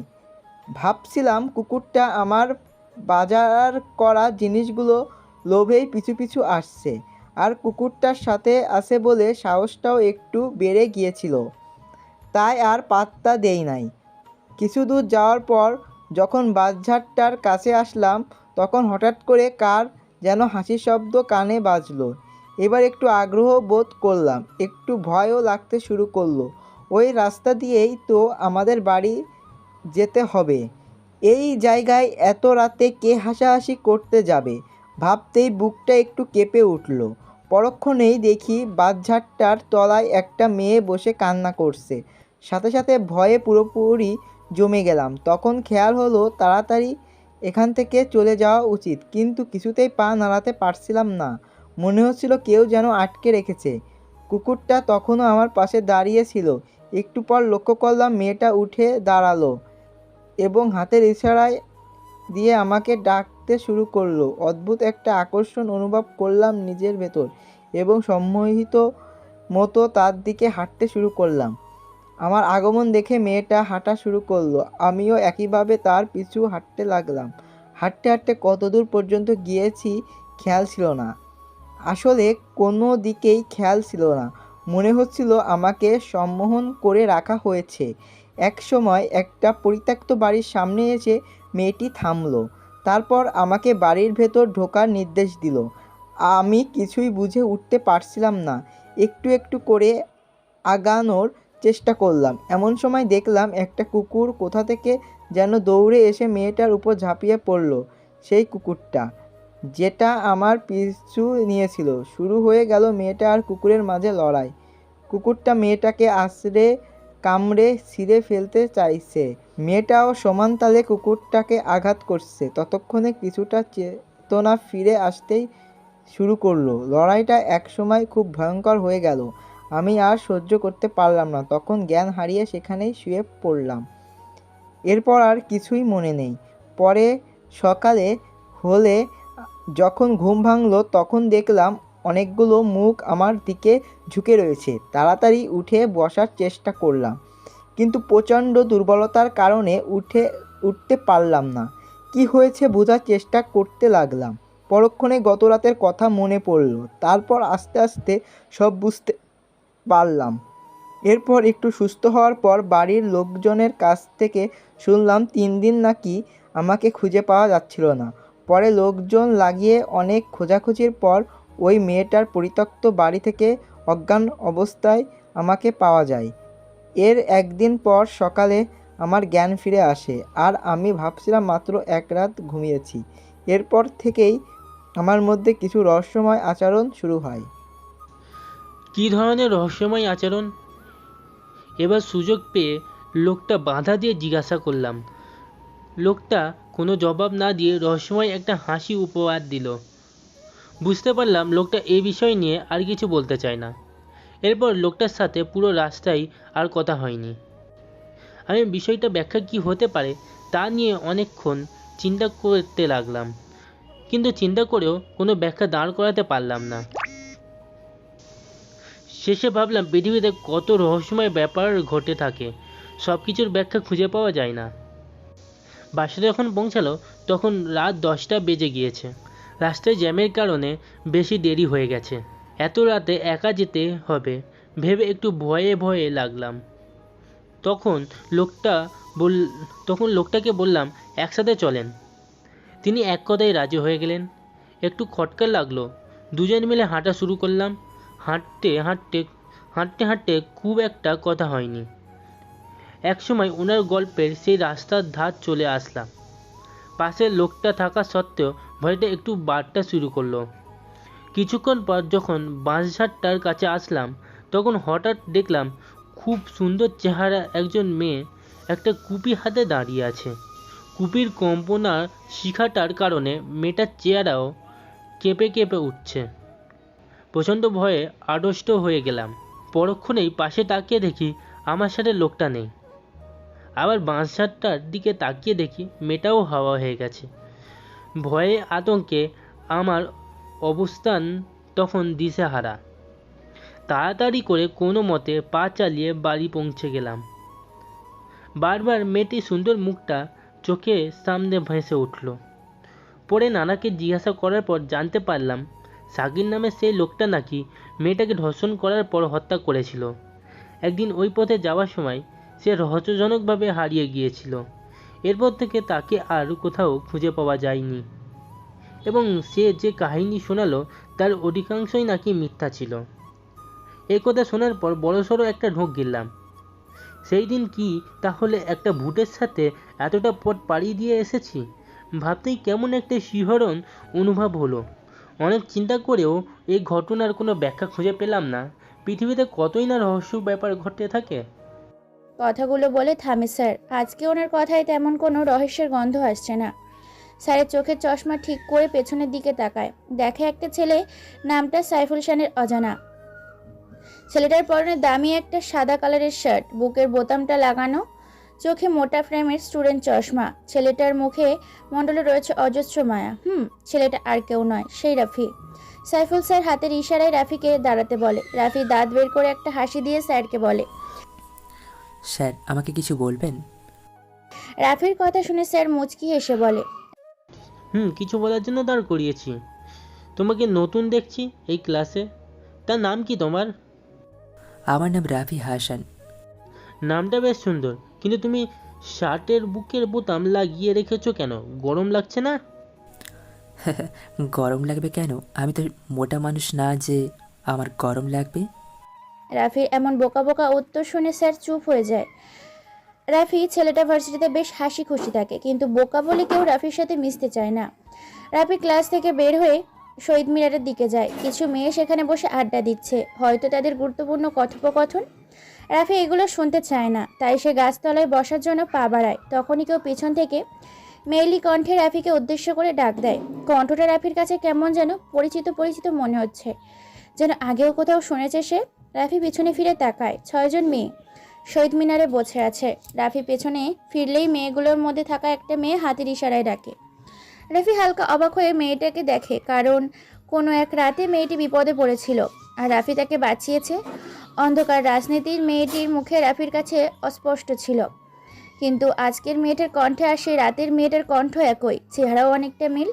রাফি মেয়েগুলোর কাছে এসে দাঁড়ায়, পরিষ্কার মাঝারি আকারের দাঁতগুলো বের করে বড় একটা হাসি দেয়। মেয়েগুলোর মধ্যে থেকে নুসরাত নামের মেয়েটি রাফিকে উদ্দেশ্য করে বলে, এই ছেলে, তুমি এমন বোকার মতো করে হাসতেছো কেন? আমাদের সামনে কি লজ্জা করছে? আমি এমনই, সবসময় হাসি খুশি থাকতে পছন্দ করি, তবে মেয়েদের দেখে আমার লজ্জা করে না। রাফির কণ্ঠটা নুসরাতের কাছে কেমন যেন পরিচিত পরিচিত মনে হচ্ছে, তাই সে জিজ্ঞেস করে, আচ্ছা, তোমার সাথে কি আগে কখনো আমার দেখা হয়েছে? না, আপনাকে আমি আজ জীবনে প্রথম দেখছি। আগে কখনো দেখিনি, কিন্তু হঠাৎ এরা জিজ্ঞেস করলেন কেন? তোমার কণ্ঠটা আমি আগে কোথাও শুনেছি, কিন্তু কোথায় সেটা আমি মনে করতে পারতেছি না। তুমি ভার্সিটিতে কি নতুন নাকি? আমি ভার্সিটিতে নতুন, 2য় বর্ষে, ইকোনমিক্স ডিপার্টমেন্টে। আপনি? আমি তোমার সাথেই পড়ি, কিন্তু অন্য ডিপার্টমেন্টে। রাফি কথাটা শুনে মুচকি হাসে। রাফির কেমন যেন একটা অন্যরকম অনুভূতি হাতছানা দিচ্ছে। মনের ভিতরে অগোছালো সুপ্ত অনুভূতিগুলো ব্যস্ত হয়ে পড়েছে। অনুভূতিগুলো সাজানোর জন্য এবার মনে হয় কোনো নারীর প্রয়োজন পড়বে, কিন্তু উদ্দেশ্যহীন এই জীবনের সাথে কে জড়াবে? কথাটা ভাবতেই রাফির মনটা খারাপ হয়ে যায়। নুসরাত খেয়াল করে হাসি খুশি থাকা ছেলেটা হঠাৎ মুখটা এমন কালো হয়ে এলো কেন, তাই সে রাফিকে জিজ্ঞেস করে, এ রাফি, তোমার মুখে হঠাৎ এমন কালো আভা এসেছে কেন? এতক্ষণ তো বেশ হাসি খুশি ছিলে, এখন মন খারাপ কেন? কোনো সমস্যা? না, কোনো সমস্যা নেই, তবে মা বাবার কথাটা অনেক মনে পড়ছে, তাই হয়তো মনটা খারাপ হয়ে গেছে। রাফি, তোমার কি মা বাবা নেই? এই পৃথিবীতে কি তুমি একা? আমি বড় একা। হ্যাঁ, আমি এই পৃথিবীতে বড় একটা অবহেলিত জনগোষ্ঠীর মধ্যে একজন। যখন জীবন তোমাকে কাঁদানোর 100 কারণ দেয়, জীবনকে দেখাও যে তোমার হাসির 1000 কারণ আছে। তুমি কখনো মন খারাপ করে থাকবে না, এটা তোমাকে মানায় না। তোমাকে শুধু হাসি উজ্জ্বল মুখী মানায়। আমি চাই নিজেকে স্বাভাবিক রাখার জন্য, কিন্তু এই শহরে কিছু চেনা বেইমানের জন্য থাকতে পারি না। সেই ভয়ঙ্কর অতীত এখনও আমাকে কুঁকড়ে কুঁকড়ে খায়। বিশ্বাসঘাতকরা ঠিক না, তবে কিছু মানুষের সাথে বেইমানি করে পারা যায় না। রাফি, অতীতকে ভুলে গিয়ে বর্তমান আর ভবিষ্যতের চিন্তা করো, এটা তোমার জন্য খুব ভালো হবে। নুসরাতের কথাগুলো রাফির মনটাকে আবারও উৎফুল্ল করে দেয়। রাফি আশেপাশে তাকায়, দেখে ভার্সিটির প্রায় অনেক ছেলে রাফির দিকে রাগী মুড নিয়ে তাকিয়ে আছে। ভার্সিটির সকলের ক্রাশ হচ্ছে নুসরাত। অনেক ছেলে নুসরাতকে প্রপোজ করেছে, কিন্তু সে কাউকেই পাত্তা দেয় না। ছেলেদের সাথে সে বেশি কথা বলে না, কিন্তু আজ হঠাৎ নতুন একটা বোকা ছেলের সাথে এমনভাবে হেসে হেসে কথা বলছে, কেউ এটা মানতে পারছে না। রাফি এটা বুঝতে পারে। শহীদ মিনারের চক্কর থেকে গেটের দিকে পা বাড়ায়। নুসরাত মেয়েটা সব মেয়েদের থেকে আলাদা, ধনী হবার সত্ত্বেও সবার সাথে অল্প সময়ে মিশে যায়। রাফি নুসরাতকে অনেক পছন্দ হয়েছে, কিন্তু এই কথাটা কিভাবে বলবে সে এটাই বুঝতে পারছে না রাফি।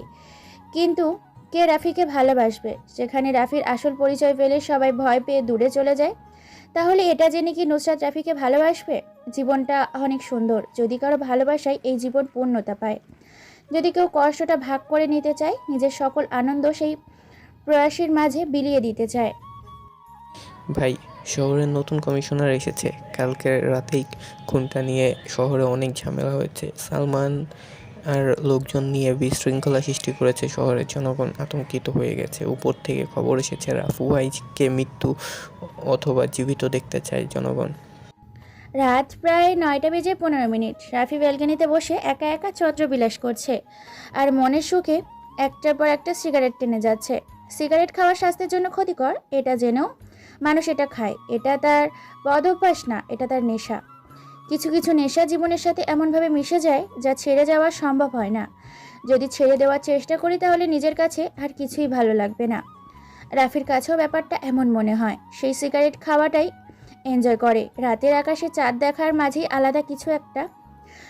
চন্দ্রবিলাস করতে কেমন যেন অনুভূতিহীন লাগে। চন্দ্রবিলাস আর সিগারেট টানতে রাফি এমন ব্যস্ত যে টনি কখন থেকে তার পাশে বসেছে সেটা তার খেয়ালই নেই। টনি হালকা করে একটা শুকনো কাশি দেয়। রাফি আকাশের দিকে দৃষ্টিটা সরিয়ে টনির দিকে তাকায়। টনি মনে হয় আজকে ক্লিন শেপ দিয়েছে, যার কারণে চাঁদের আলোয় মুখটা স্পষ্ট বোঝা যাচ্ছে। ছেলেটার মুখটা অনেক মায়াবী, চোখ জোড়া দুটো হালকা ঘোলাটে, যার কারণে তাকে আরও আকর্ষণীয় লাগে। রাখি জ্বলন্ত সিগারেটটা আর একটা টান দিয়ে ধোঁয়াগুলো ছাড়তে ছাড়তে বলে, রাফু ভাইকে কখনো দেখেছে কেউ? কি তার চেহারা, শুধু তার অস্তিত্বই বোঝা যায় আর কিছু না। তাহলে কীভাবে চিন্তা করে পুলিশ রাফু ভাইকে ধরবে? ভাই, আমার মনে হয় কি আপনার কিছুদিন মিশনে যাওয়া বন্ধ করে দিন। শহরের অবস্থা বেশি একটা ভালো না। প্রতিটা রাস্তায় রাস্তায় পুলিশের কড়া নজরদারি চলছে। প্রত্যেককে দেখার জন্য কাজ করছে, আমি অদৃশ্য হয়ে তা করে বেড়াচ্ছি। রাফু ভাই না চাইলে তাকে দেখার ক্ষমতা কারো নেই। আমি আল্লাহ ছাড়া কাউকে ভয় পাই না, তবে মনের ভিতর একটা সংকোচ থেকে যায়। আমার কাছের লোকগুলো যেন আমার সাথে বেইমানিটা না করে।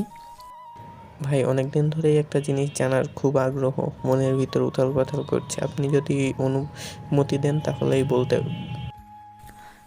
বল, কি জিজ্ঞেস করবি আমাকে? তবে এখনও কোনো প্রশ্ন জিজ্ঞেস করবি না যেটা আমার পক্ষে উত্তর দেওয়া সম্ভব না হয়ে যায়। ভাই, আপনার আপনজনেরা কোথায়? কি আপনার অতীত?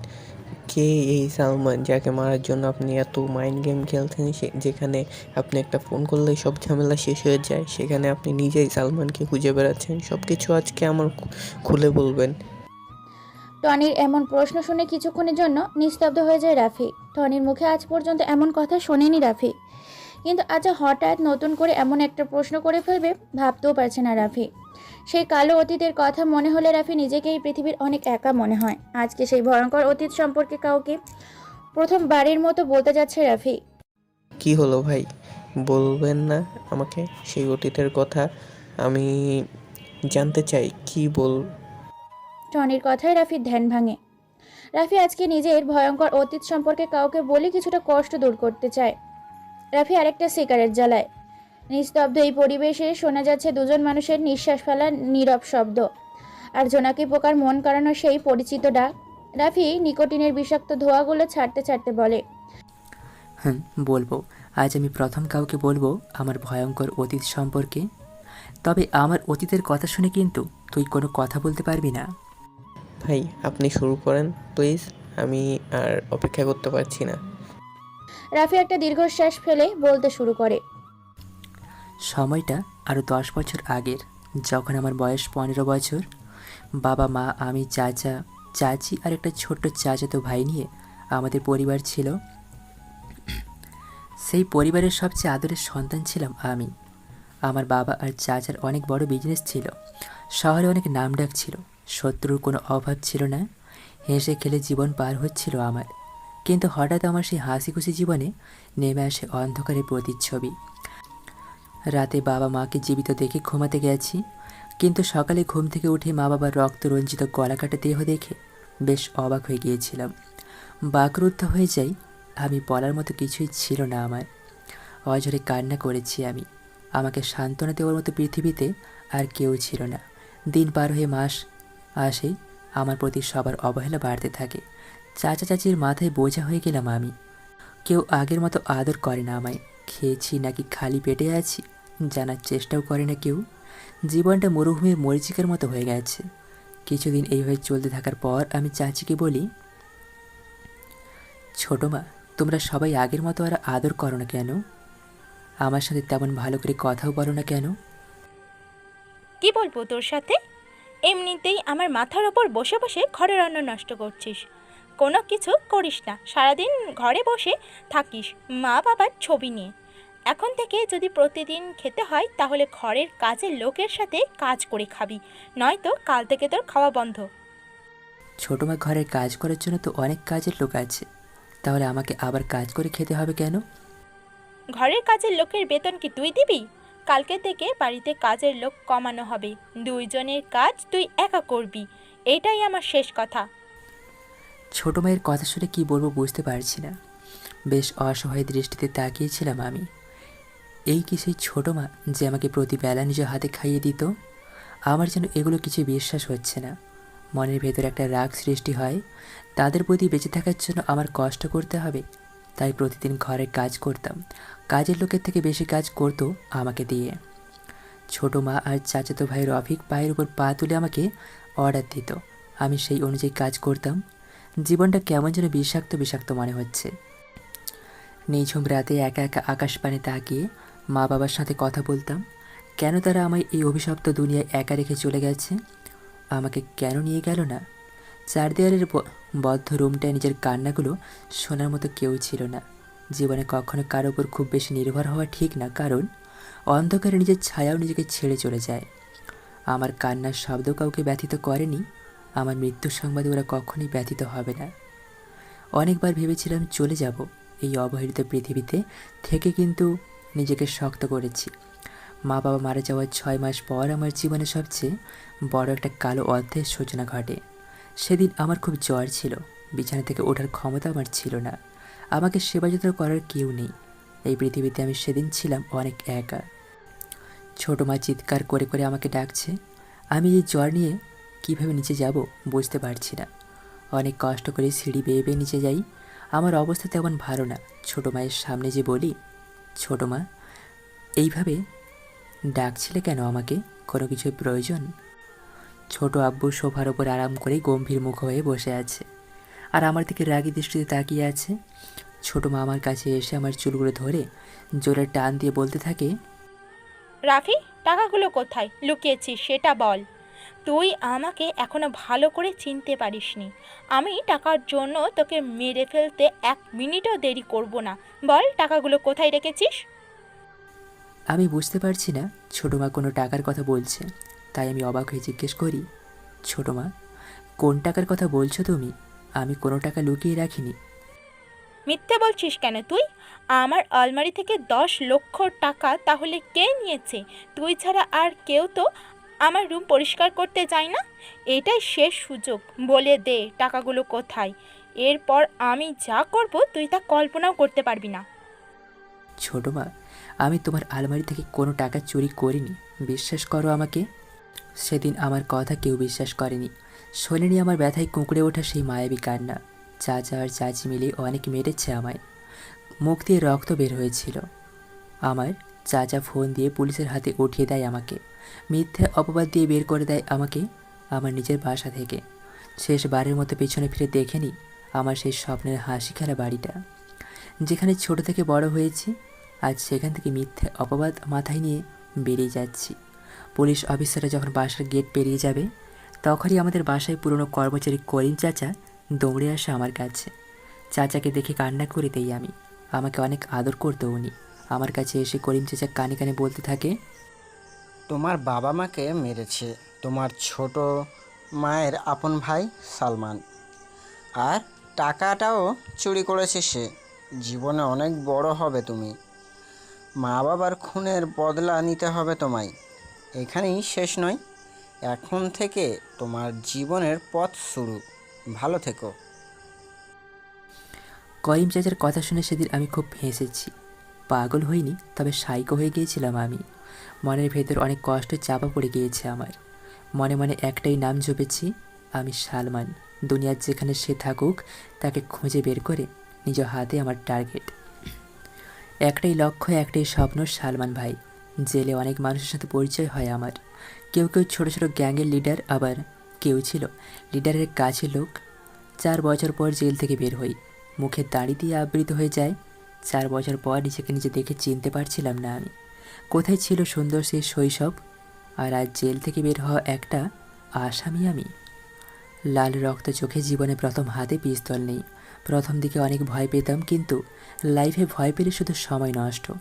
জানি আমাকে মরতে হবে, তাহলে কেন ভয় পেয়ে পিছিয়ে যাব? হয়ে যাই অদৃশ্য মাস্তান। সালমানের খোঁজ করে জানতে পারি ঢাকার ডন হয়ে যায় সে। সালমানকে ধরতে হলে তার চেয়ে বড় কিছু হতে হবে আমায়। শুধু করি মাস্তানি, সারা দেশ ছড়ে যায় রাফু ভাই রাফু ভাই, কিন্তু এখনও সেই রাফু ভাইয়ের চেহারা সবার কাছে রহস্যময়ী। অনেক আবেগ নিয়ে কথাগুলো বলে থামে রাফি। রাত প্রায় শেষের দিকে। দূর থেকে শোনা যাচ্ছে মসজিদে দেওয়া মুয়াজ্জিনের ফজরের আজান। আজকে রাফি মসজিদে যাবে। অনেক দিন যাবৎ নামাজ পড়া হয় না তার। শরীরটা থেকে শার্টটা খুলে কালো একটা পাঞ্জাবি পরে নেয় সে। মাথায় টুপিটা লাগিয়ে রওনা দেয় মসজিদের উদ্দেশ্যে। মসজিদ থেকে এসে কলেজের উদ্দেশ্যে রওনা দেয়। কলেজের ভিতর ঢুকবে এমন সময় নুসরাতের বান্ধবী মিম রাফিকে দেখে নুসরাতকে বলে ওঠে, নুসরাত দেখ, কালকের বোকা ছেলেটা, কি যেন নাম, ওহ রাফি, আজকে নতুন গেট আপ নিয়ে আসছে। মিমের কথা শুনে সবাই ক্যাম্পাসের গেটের দিকে তাকায়। একটা সুদর্শন যুবক ক্যাম্পাসে প্রবেশ করছে। পরনে তার কালো কালারের শার্ট, আগের মতো করে বুকের বোতামটা লাগানো না, স্টাইলিশ জিন্স, চোখের চশমা বদলে গেছে, আগেরটার মতো মোটা ফ্রেম না। কম বেশি অনেকেই রাফিকের দিকে তাকিয়েছে। আজ হঠাৎ করে এমন করে বোকা ছেলেটা সবাইকে অবাক করে দিবে ভাবতেই পারছে না কেউ। রাফি নুসরাতদের দেখেও না দেখার ভান করে প্যান্টের পকেটে হাত দিয়ে চলে যাচ্ছে। তখনই নুসরাত রাফিকে ডাক দেয়। রাফি যেন এই ডাকেরই অপেক্ষা করছিল। আজ মূলত সে হালকা গেট আপ চেঞ্জ করেছে নুসরাতের জন্যই। রাফি নুসরাতদের সামনে যেয়ে দাঁড়ায়, কোনো কথা বলে না। আগ বাড়িয়ে নুসরাতই রাফিকে জিজ্ঞেস করে, কি ব্যাপার রাফি, আজ হঠাৎ এমন গেট আপ? নতুন গার্লফ্রেন্ড পেয়েছো নাকি? গার্লফ্রেন্ড না, তবে কোনো এক প্রেয়সীকে দেখার পর থেকে মনটা কেমন যেন করছে, তাই আর কি নিজেকে হালকা চেঞ্জ করার চেষ্টা করছি। আমরা তো দেখতেই পারছি কেমন চেঞ্জ। দামি শার্ট, প্যান্ট, চোখের চশমাতেও পরিবর্তন, হাতে লেটেস্ট মডেলের নতুন ঘড়ি, শরীরে পারফিউমের তাজা গন্ধ আসছে। বাহ, বেশ ভালোই তো নিজেকে চেঞ্জ করেছো একদিনে। চেষ্টা করেছি নিজেকে বদলাতে, আজ মনে হয় কিছুটা সফল হয়েছি। এই পৃথিবীতে টিকে থাকতে হলে নিজেকে আরও উন্নত করতে হবে। মানুষ যতটা সুখী হতে চায় সে ততটাই হতে পারে। সুখের কোনো পরিসীমা নেই। ইচ্ছে করলেই সুখকে আমরা আকাশ অভিসারী করে তুলতে পারি। এখন এটা বলো যে তোমার গার্লফ্রেন্ডকে, আর সে কি ভার্সিটিতে পড়ে নাকি অন্য কোথাও? আমার সাথে পরিচয় করিয়ে দেবে কখন? কথাটা শুনে রাফি নুসরাতের কাছে যায়। রাফির শরীরে দেওয়া মারাত্মক পারফিউমের ঘ্রাণ নুসরাতকে কেমন যেন আকর্ষণ করছে।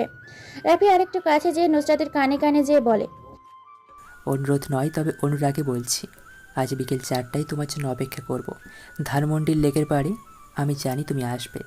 তোমার সাথে নতুন কাউকে পরিচয় করিয়ে দেব, তবে শুধু তোমার একারই দাওয়াত রইল, অন্য কারো নয়। কথাটা বলে সেখানে আর না, কারণ সে জানে এখন দাঁড়ালেই নুসরাতের সামনে কয়েক প্রশ্নের উত্তর দিতে হবে। অপেক্ষা সেই বিকেল 4টায়। কখন সেই সময়টা আসবে? সময়টা বিকেল 3:40। রাফি আয়নার সামনে দাঁড়িয়ে নিজেকে ঘোচানোর চেষ্টা করছে। রাফি আজ একটা নীল রঙের পাঞ্জাবি পরেছে, তার সাথে কালো জিন্স, চোখে স্টাইলিশ চশমা, হাতে লেটেস্ট মডেলের রোলেক্স ঘড়ি, মাতাল করা পারফিউম, চুলগুলো আজকেও কেটে এসেছে।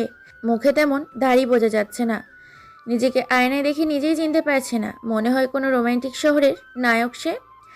টেবিলের উপর থাকা বাইকের চাবিটা ডান হাত দিয়ে ঝাঁকাতে ঝাঁকাতে সিঁড়ি বেয়ে নেমে আসে। প্রথমেই টনির সাথে দেখা হয় রাফির। টনি কেমন অচেনা দৃষ্টিতে তাকিয়ে আছে রাফির দিকে। টনির চাউনিতে বোঝা যাচ্ছে সে মনে হচ্ছে কোনো ফিল্মের স্টারকে দেখছে। রাফি টনির দিকে তাকায় আর তার গোলাপি রঙের ঠোঁট দিয়ে শীষ বাজাতে থাকে। টনি এসে রাফির সামনে দাঁড়ায়। নিঃশব্দে পা থেকে মাথা অবধি স্ক্যান করে সে। টনি বুঝতে পারছে না যে হঠাৎ একটা ছেলে এমন করে সাজার কী কারণ থাকতে পারে।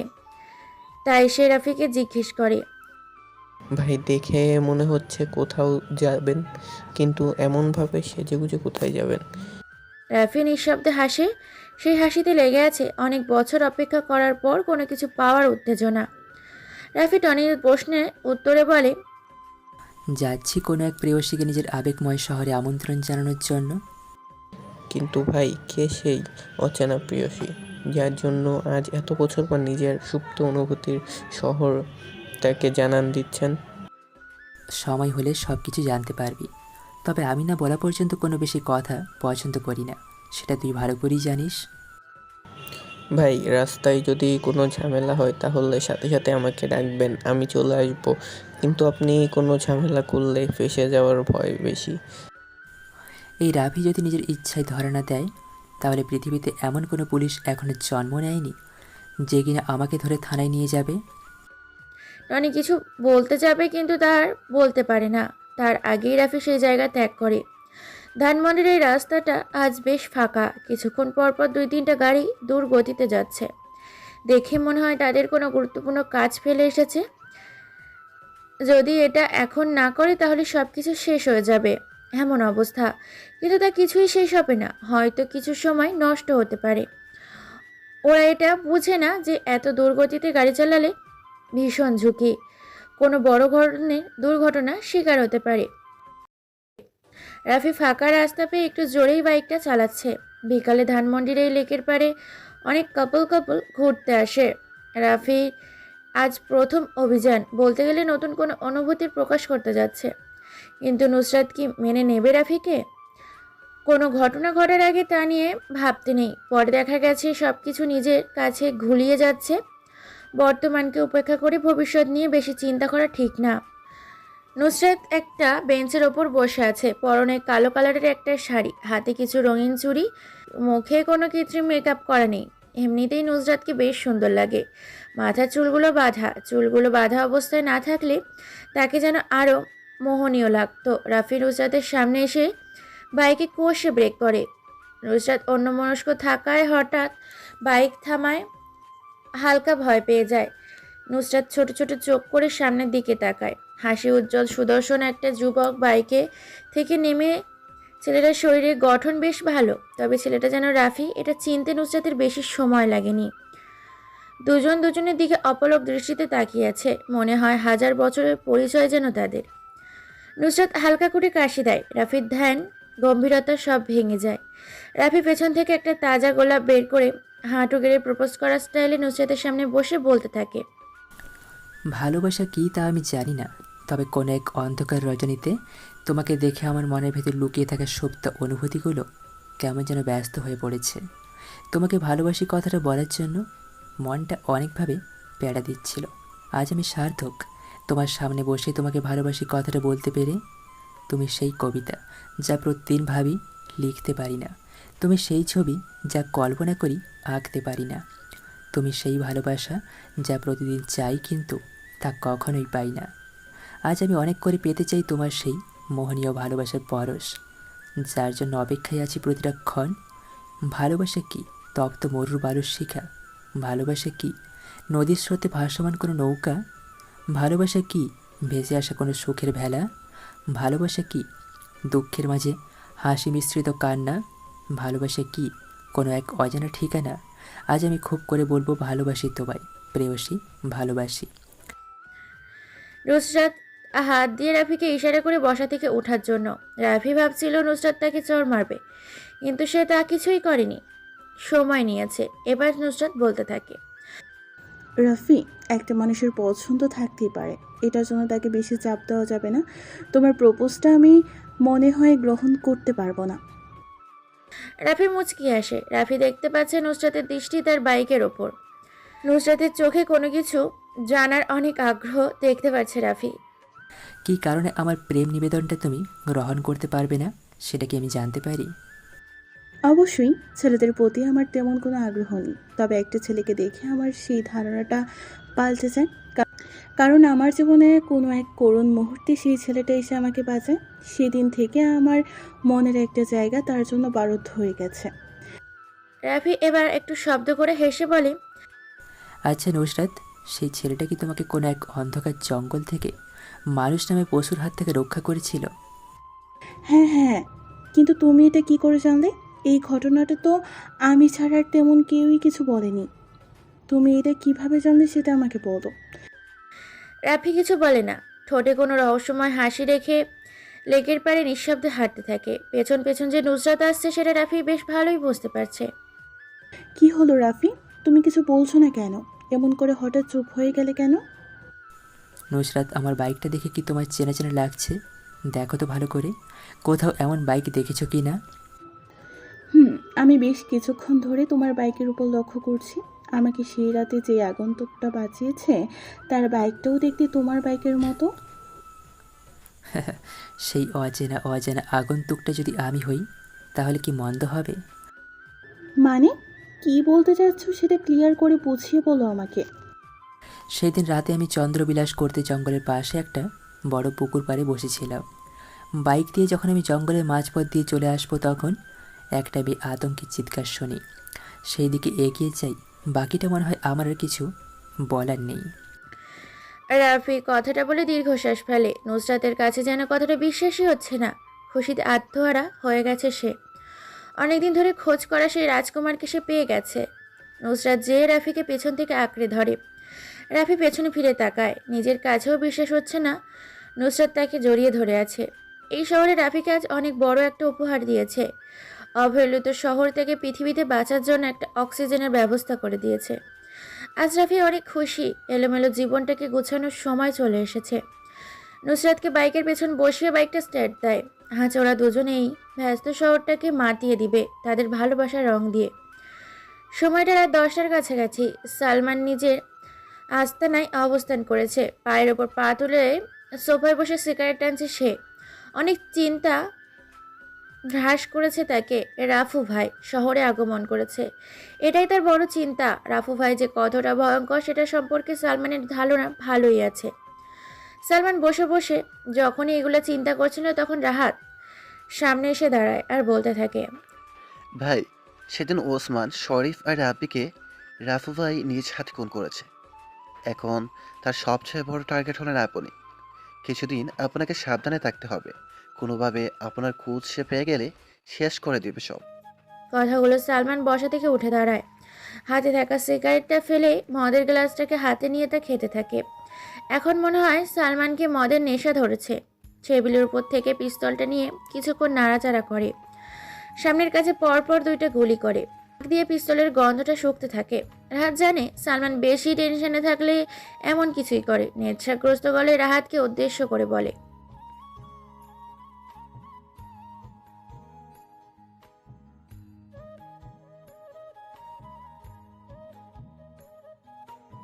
আজকে রাতেই চন্দ্রটা কেমন যেন করে আলো দিচ্ছে। ঘন দিনের চেয়ে অনেকটা আলাদা।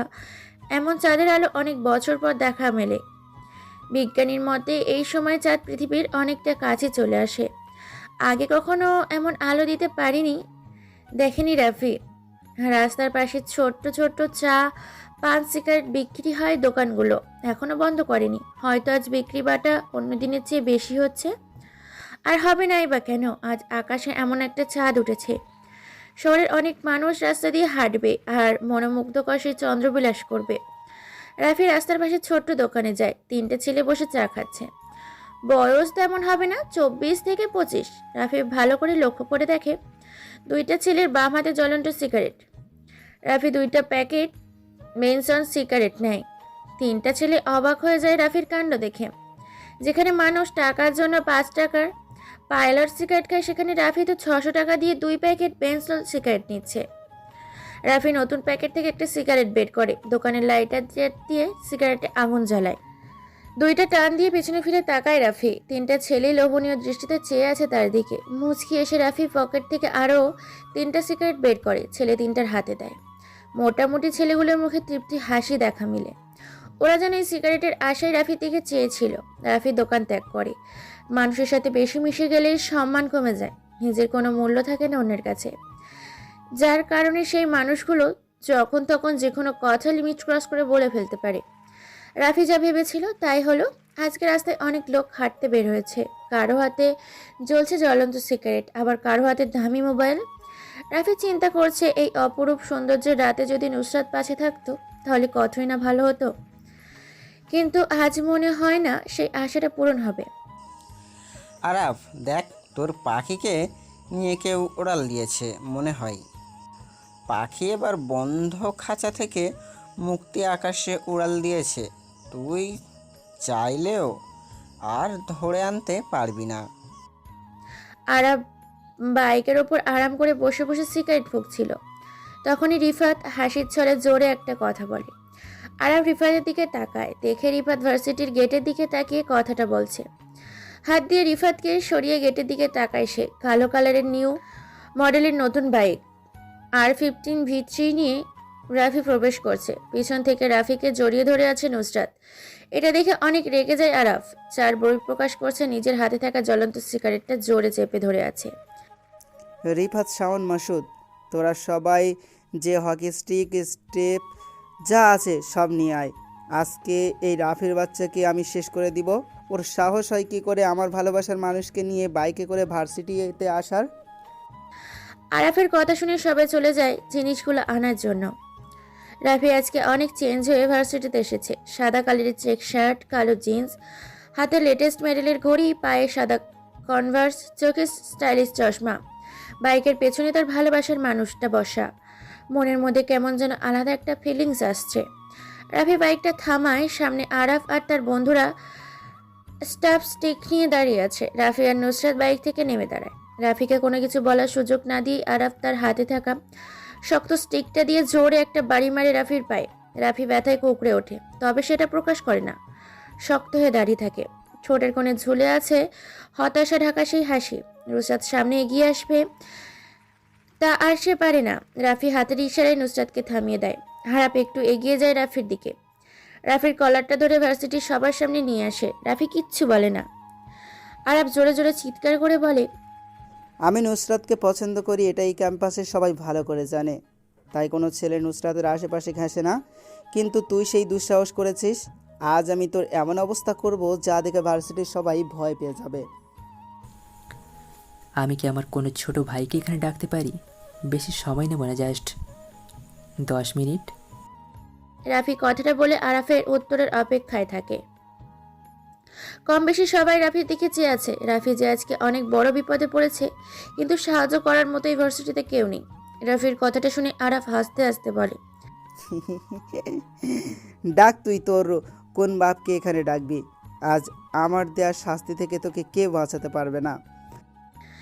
রাফির প্রশ্নের উত্তর সে পেয়ে গেছে। মুচকি এসে সবার থেকে একটু দূরে যেয়ে পকেট থেকে দামি মোবাইলটা বের করে কাকে যেন ফোন দেয়।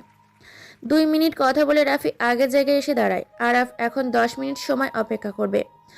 আরাফ হাত দিয়ে কাউকে একটা চেয়ার আনতে পাঠায়। 4 পা বিশিষ্ট নীল কালারের চেয়ারে পায়ের ওপর পা তুলে বসে আরাফ। 10 মিনিট অপেক্ষা করতে করতে একটা সিগারেট খাওয়া যাক, যেমন ভাবনা তেমন কাজ। আরাফ একটা সিগারেট জ্বালায়। সবাই জানে আরাফের ক্ষমতা কতটা উপরে। আরাফ নিজের হাতে থাকা ঘড়ির দিকে তাকায়। রাফির দেওয়া 10 মিনিট শেষ। যাদের হাতে ঘড়ি আছে সবাই নিজেদের ঘড়ির সময়টা দেখে নেয়। 10 মিনিট শেষ, কিন্তু এখনো কেউ আসছে না। রাফির মোবাইলে টুং করে একটা মেসেজ আসার শব্দ হয়। আরাফ সিগারেটটা নিচে ফেলে দেয়, বসা থেকে উঠে দাঁড়ায়, রাফির কাছে এসে বলে, নিজের হাতের ঘড়ির দিকে একটু তাকা, 10 মিনিট তো শেষ। তোর ছোট ভাই কি আসবে না তোকে বাঁচাতে? রাফির সবাই দেখতে হয় না, সে নিজেই সবাইকে নিজের অস্তিত্বে ঘোরায়। ছোট ভাই তো কখন এসে বসে আছে, কিন্তু তোরা কখন অ্যাকশন শুরু করবি সেটার অপেক্ষায় বসে আছে। রাফির কথাটা শুনে উপস্থিত সবাই ক্যাম্পাসের গেটের দিকে তাকায়, কিন্তু কাউকে আসতে দেখতে পাওয়া যাচ্ছে না। তাহলে কি রাফি মিথ্যে কথা বলছে? কিন্তু এখানে মিথ্যে বলে লাভ কি? বড় কোনো ধরনের সমস্যা এখানে আজ হবেই। কোথায় তোর ছোট ভাই? আমি দেখতে পাচ্ছি না কেন? নাকি আমার ভয়ে শিয়ালের মতো লেজ গুটিয়ে পালিয়েছে? রাফি কখনো কাউকে মিথ্যা কথা বলে না, এটা তার পছন্দ না। আমি একবার যখন বলেছি তখন তো নিশ্চয়ই আমার ছোট ভাই এসেছে, কিন্তু সে সবার চোখের আড়ালে। তোর দেখি অনেক মুখ ফুটেছে।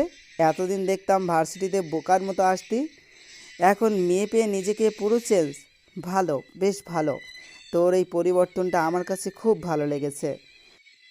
আমি নিজেকে পরিবর্তন করেছি ঠিকই, কিন্তু সেটা কোনো মেয়ের জন্য নয়। তোর এত সাহস আসে কোথা থেকে সেটাই বুঝতে পারছি না। সাহস ছোট থেকেই আমার, আজ নুসরাতের ভালোবাসার জোরটা একটু বেশি। আজ ভালোবাসা তোর মুখ থেকে আমি চিরতরে শেষ করে দিব। আর কখনো নুসরাতের দিকে তাকানোর সাহসও পাবি না তুই। কথাটা বলে আরাফ নিজের ডান পাটা দিয়ে রাফির বুকে জোরে লাথি মারে। রাফি একটু দূরে ছিটকে পড়ে। রাফি নিচে থেকে উঠে দাঁড়ায়। আরাফ যে রাফির মুখের পাশে সজোরে কিল মারে। আরাফ এত জোরেই মারে যার কারণে রাফির ঠোঁট কেটে গল গল করে রক্ত বেরোতে থাকে। রাফি ডান হাতটা দিয়ে ঠোঁটের কাছ থেকে রক্তটা নিয়ে দেখে উচ্চ কণ্ঠে হাসতে থাকে। আরাফ বোকা বনে যায়।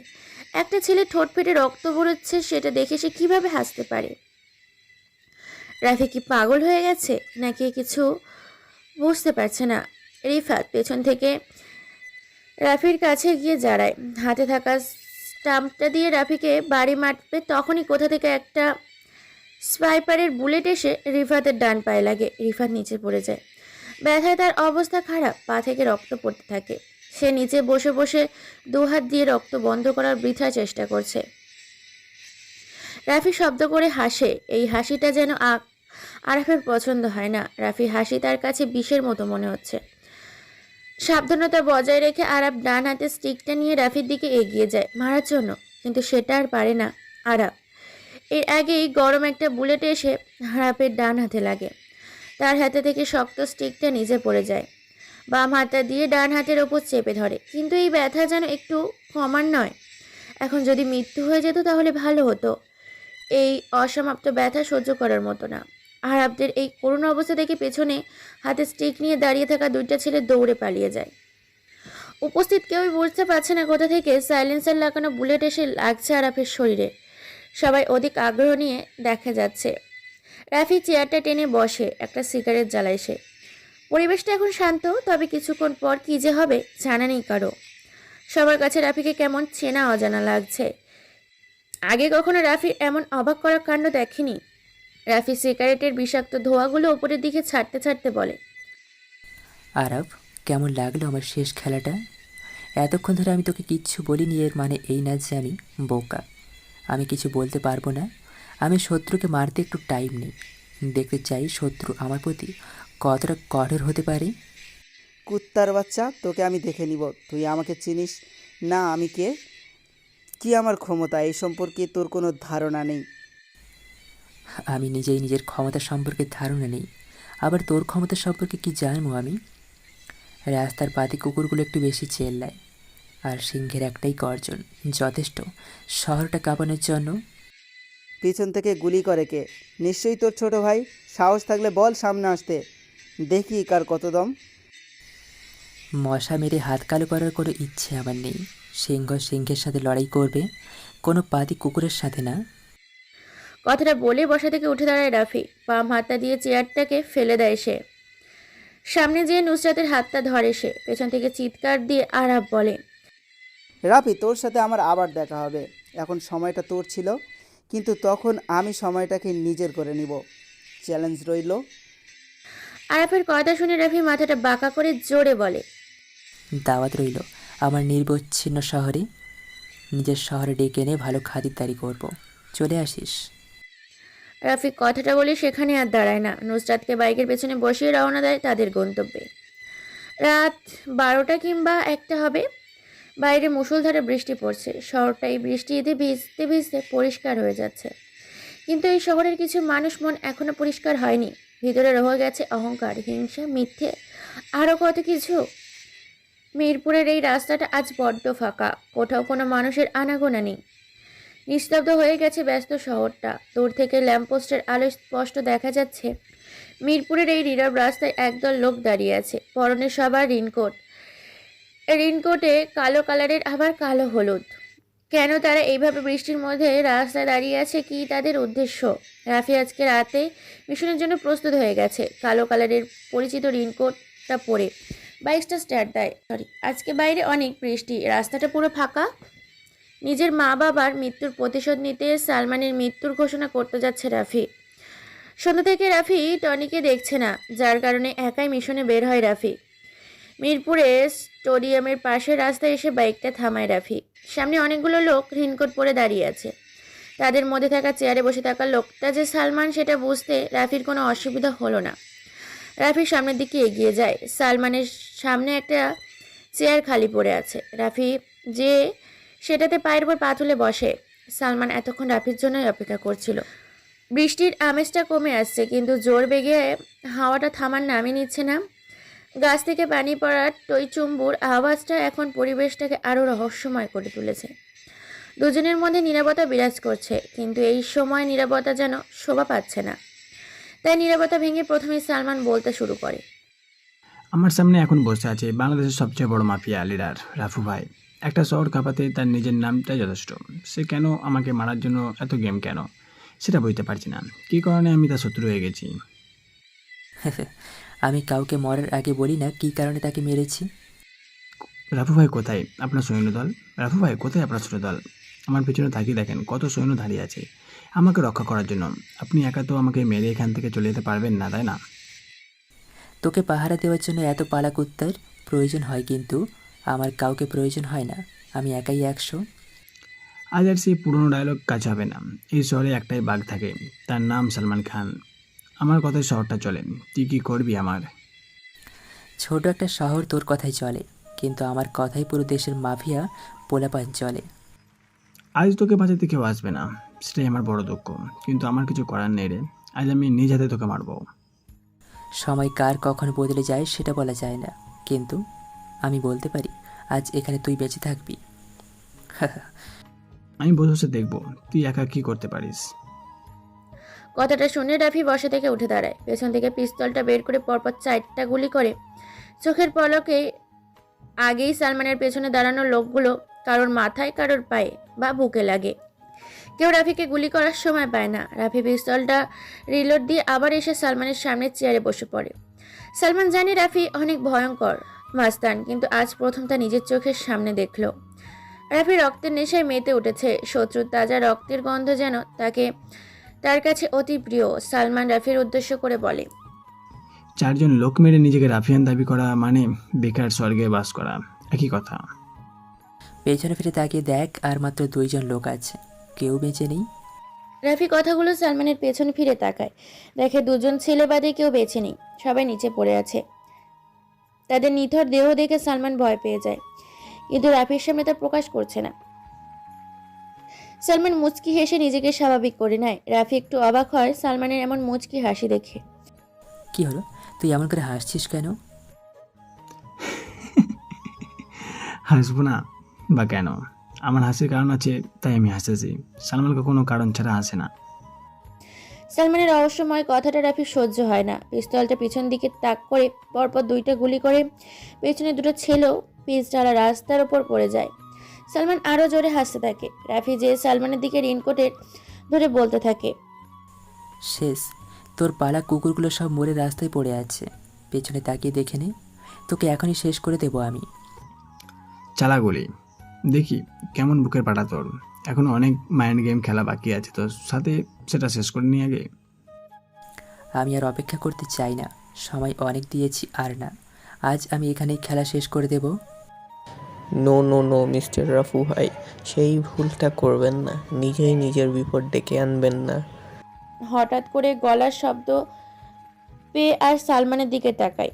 বাইকে হেলান দিয়ে কোনো এক আগন্তুক দাঁড়িয়ে আছে। পরনে তার কালো কালার রেইনকোট, মাথায় বড় হুডওয়ালা টুপি, মুখে কাটা মাস্ক। আগন্তুক দেখতে অনেকটা রাফির সাথে মিল আছে। কেই আগন্তুক? রাফির নিজের ধারণার বাইরে। কিন্তু আগন্তুকের গলার কণ্ঠটা রাফির অনেক পরিচিত, তবে রকি সেটা মনে করতে পারছে না। আগন্তুককে দেখে সালমান জোরে জোরে হাসতে থাকে আর বলতে থাকে, চলে এসেছে আমার মায়ের গেমার। রাবু, তুই চাইলেও আমাকে আজ মারতে পারবি না, কারণ তোর একটা বড় জিনিস আমার কাছে আছে। কি সেই জিনিস যেটা তোর কাছে আছে? আরে এত উত্তেজিত হচ্ছিস কেন? জানবি তোর কি জিনিস, আর দেখতেও পারবি। অনেক সময় হয়ে গেছে সিগারেট খাওয়া, তাই না? আমি সিগারেটটা জ্বালিয়ে নিই, তারপর তোর সাথে কথা বলছি। সালমান রিনকোটের সামনের পকেট থেকে একটা সিগারেটের প্যাকেট আর লাইটার বের করে। সিগারেটের প্যাকেট মনে হয় একটা সিগারেট ছিল। সালমান সিগারেটটা ঠোঁটে চাপে, খালি পকেটটা নিচে ফেলে দেয়। রাফি ভেবে পায় না কি এমন জিনিস যেটা সালমানের কাছে আছে। নুসরাত? না, নুসরাত কেন হবে? সালমান নুসরাতের খবর কিভাবে পাবে? কেউ তো জানে না নুসরাতের কথা, তাহলে কি জিনিস? রাফি আর ভাবতে পারছে না, তাই উচ্চস্বরে বলে, সালমান, আমার জিনিসটা কি সেটা দেখা, আমি আর অপেক্ষা করতে পারছি না। জিনিসের জন্য রাবু ভাই অনেক পাগল দেখছি। এই বের হয়ে আসো, সাবু ভাইয়ের অমূল্য সম্পদ। আগন্তুকটা সালমানের গাড়ির দরজাটা খোলে, ভেতর থেকে একটা মেয়েকে বের করে আনে। মেয়েটার হাতে দুটো পিছন দিয়ে বাঁধা, মুখে ছেপ লাগানো। আগন্তুক মেয়েটার মুখ থেকে টেপটা সরিয়ে দেয়। রাফি দূর থেকে দেখতে পায় মেয়েটার কেউ না, নুসরাত। কিন্তু সালমান নুসরাতের সম্পর্কে কিভাবে জানলো? রাফি নুসরাতকে এমন অবস্থা দেখে রেগে যায়। সালমান, তুই নুসরাতকে ধরে এনে অনেক বড় ভুল করে ফেললি। সঠিক সময়ে এমন ভুল কাজ করাই আমার স্টাইল। যতক্ষণ পর্যন্ত নুসরাত আমার কাছে থাকবে ততক্ষণ তুই আমার কিছুই করতে পারবি না। রাফি নিজের মাইন্ডটাকে শান্ত করে ঠান্ডা মাথায় বলে, সামনের আগন্তুকটাকে আমি সেটা জানতে চাই। আগন্তুক কে দেখলে তুই অনেক কষ্ট পাবি। আমি চাই না তুই মরার আগে এমন কষ্ট পাস। কে মরবে কে বেঁচে থাকবে সেটা সময় বেশ ভালো জানে। আগন্তুক কে বল, মুখ থেকে মাস্কটা খুলে ফেলতে। সালমান হাতটা দিয়ে কিছু একটা ইশারা করে। সামনে থাকা আগন্তুক মুখে থেকে মাস্কটা সরিয়ে নিচে ফেলে দেয়। দূরের ল্যাম্পপোস্টের আলোয় মুখটা কিছুটা বোঝা যাচ্ছে যে আগন্তুকটা টনি। রাফি অনেকটা চমকে ওঠে টনিকে এইভাবে দেখে। বেঈমান, সবাই বেঈমান। টনিকে এত বিশ্বাস করতো রাফি, কিন্তু কি করলো? সেই বেঈমানই করেছে। টনি, তুই এখানে এই অবস্থায় কেন? ভাই, টাকা টাকা সব তার খেলা। সালমান ভাই আমাকে 10 কোটি টাকার অফার করে তোমার সাথে বেইমানি করার জন্য আমিও তাই করি। তোর টাকার প্রয়োজন আমি দিতাম, তোকে টাকা এর থেকে বেশি, কিন্তু তুই সেটা না করে আমার সাথে বেইমানি করলি। কিছু করার নেই রাফু, টাকার জন্য সবাই সব কিছু করতে প্রস্তুত আছে। রাফি আর সহ্য করতে পারে না। খেলাটা এখানেই শেষ করা দরকার। রাফির কোমরের কভার প্যান্টের থেকে ছোট্ট একটা পিস্তল বের করে চোখের পলকেই আগে 2টা গুলি করে, যে টনির কপাল ভেদ করে বাইরে চলে যায়। টনি নিস্তেজ হয়ে নিচে পড়ে যায়। আর একটা বলে যে সালমানের বাহুতে লাগে। ব্যথায় কুকড়ে ওঠে সালমান। নুসরাত ভয়ে কাঁপছে। রাফি সালমানের দিকে এগিয়ে যায়, পিস্তলটা রিলোড দিয়ে নেয় রাফি। সালমান ভয় পেয়ে যায়, রাফিকে দেখে ভয় পেয়ে পিছোতে থাকে। রাফি সালমানকে থামানোর জন্য আর একটা গুলি করে তার পায়ে। সালমান ভয় কাতর চেহারা নিয়ে কাঁপা কাঁপা গলায় বলতে থাকে, রাফু ভাই, আমাকে ছেড়ে দেন। আমি আপনার কি এমন ক্ষতি করেছি যার কারণে আমাকে এইভাবে শাস্তি দিচ্ছেন? মনে করে দেখ, আজ থেকে প্রায় 10 বছর আগে ঢাকার সবচেয়ে ধনী বিজনেসম্যান আশরাফ চৌধুরী আর তার স্ত্রীকে কোনো এক আধার রাতে খুন করে চলে গিয়েছিলি তুই। মনে আছে সেই কথা? না ভাই, আমি তো তেমন কোনো খুন করিনি। মিথ্যে কথা, আমার একটু সহ্য হয় না। তুই সত্যি কথা বল, বেঁচে যাবি। হ্যাঁ ভাই, আমি নিজেই খুন করেছি, কিন্তু সেই 10 বছর আগের ঘটনার সাথে আপনার কি সম্পর্ক? সম্পর্কটা খুব গভীর। সেই আশরাফ চৌধুরীর ছেলে আমি। দেখ, ভালো করে দেখ, আমাকে চিনতে পেরেছিস কি না? রাফি মুখ থেকে মাস্কটা খুলে ফেলে দেয়। সালমান এবার মুখ ফুটে বলে ওঠে, রাফি তুমি, কিন্তু এটা কি করে সম্ভব? রাফি আর কোনো প্রশ্নের জবাব দিতে চায় না। পিস্তলটা সালমানের দিকে তাক করে, ট্রিগারে জোরে একটা চাপ দেয়। গরম বুলেটটা যে সালমানের মাথায় লাগে। মাথা থেকে তাজা রক্ত বের হয়ে পিস্তলা রাস্তা কালো হয়ে পড়েছে। নুসরাত দৌড়ে এসে রাফিকে জড়িয়ে ধরে। রাফি বুঝতে পারছে নুসরাত অনেক ভয় পেয়ে আছে, তাকে শান্ত করতে হবে। তাই রাফি বলে, নুসরাত, এই নুসরাত, তাকাও আমার দিকে। একজন রাফিয়ানের হবু বউ হয়ে এভাবে ভয় পেলে চলবে? নুসরাত মাথাটা উঁচু করে রাফির দিকে তাকিয়ে বলে, রাফি, তুমি ওই মাস্তানি ছেড়ে দাও। তোমাকে নিয়ে আমার অনেক ভয় হয়। যদি তোমাকে হারিয়ে ফেলি আমি, তাহলে কি হবে আমার? ছেড়ে দেবো সব মাস্তানি, কথা দিলাম। আমাকে নিয়ে ভয় পাওয়ার কিচ্ছু নেই। আমি সারা জীবন তোমারই থাকবো। কিছুদিন পর তোমাকে সারা জীবনের জন্য পেতে তোমার বাসায় যাব। সারা জীবনের জন্য পেতে মানে? বুঝতে পারছি না আমি। তোমার আর কিচ্ছু বোঝা লাগবে না। আমার আর তোমার বিয়ে নিয়ে কথা বলতে যাব তোমার বাসায়। রাফির মুখ থেকে এমন কথা শুনে নুসরাত লজ্জায় লজ্জিত হয়ে যায়। রাফি নিজের রেইনকোট খুলে ফেলে দেয় রাস্তার মাঝে। রেইনকোটের নিচে থাকা শার্টের কালারের নুসরাত হাত দিয়ে চাপটে ধরে। রাফিও নিজের প্রেয়সীকে আগলে নেয় নিজের বাহু ডোরে। তাদের এই ভালোবাসার সাক্ষী হয়ে রইল এই মুষলধারে বৃষ্টি। এতক্ষণ আমাদের সাথে থাকার জন্য ধন্যবাদ। আর হ্যাঁ, গল্পটি কেমন লেগেছে তা অবশ্যই কমেন্টে জানাবেন। আর এই চ্যানেলে যদি আপনি নতুন দর্শক হয়ে থাকেন তাহলে অবশ্যই চ্যানেলটিকে সাবস্ক্রাইব করে পাশে থাকা বেল আইকনটি বাজিয়ে দিবেন। ধন্যবাদ সবাইকে। খোদা হাফেজ।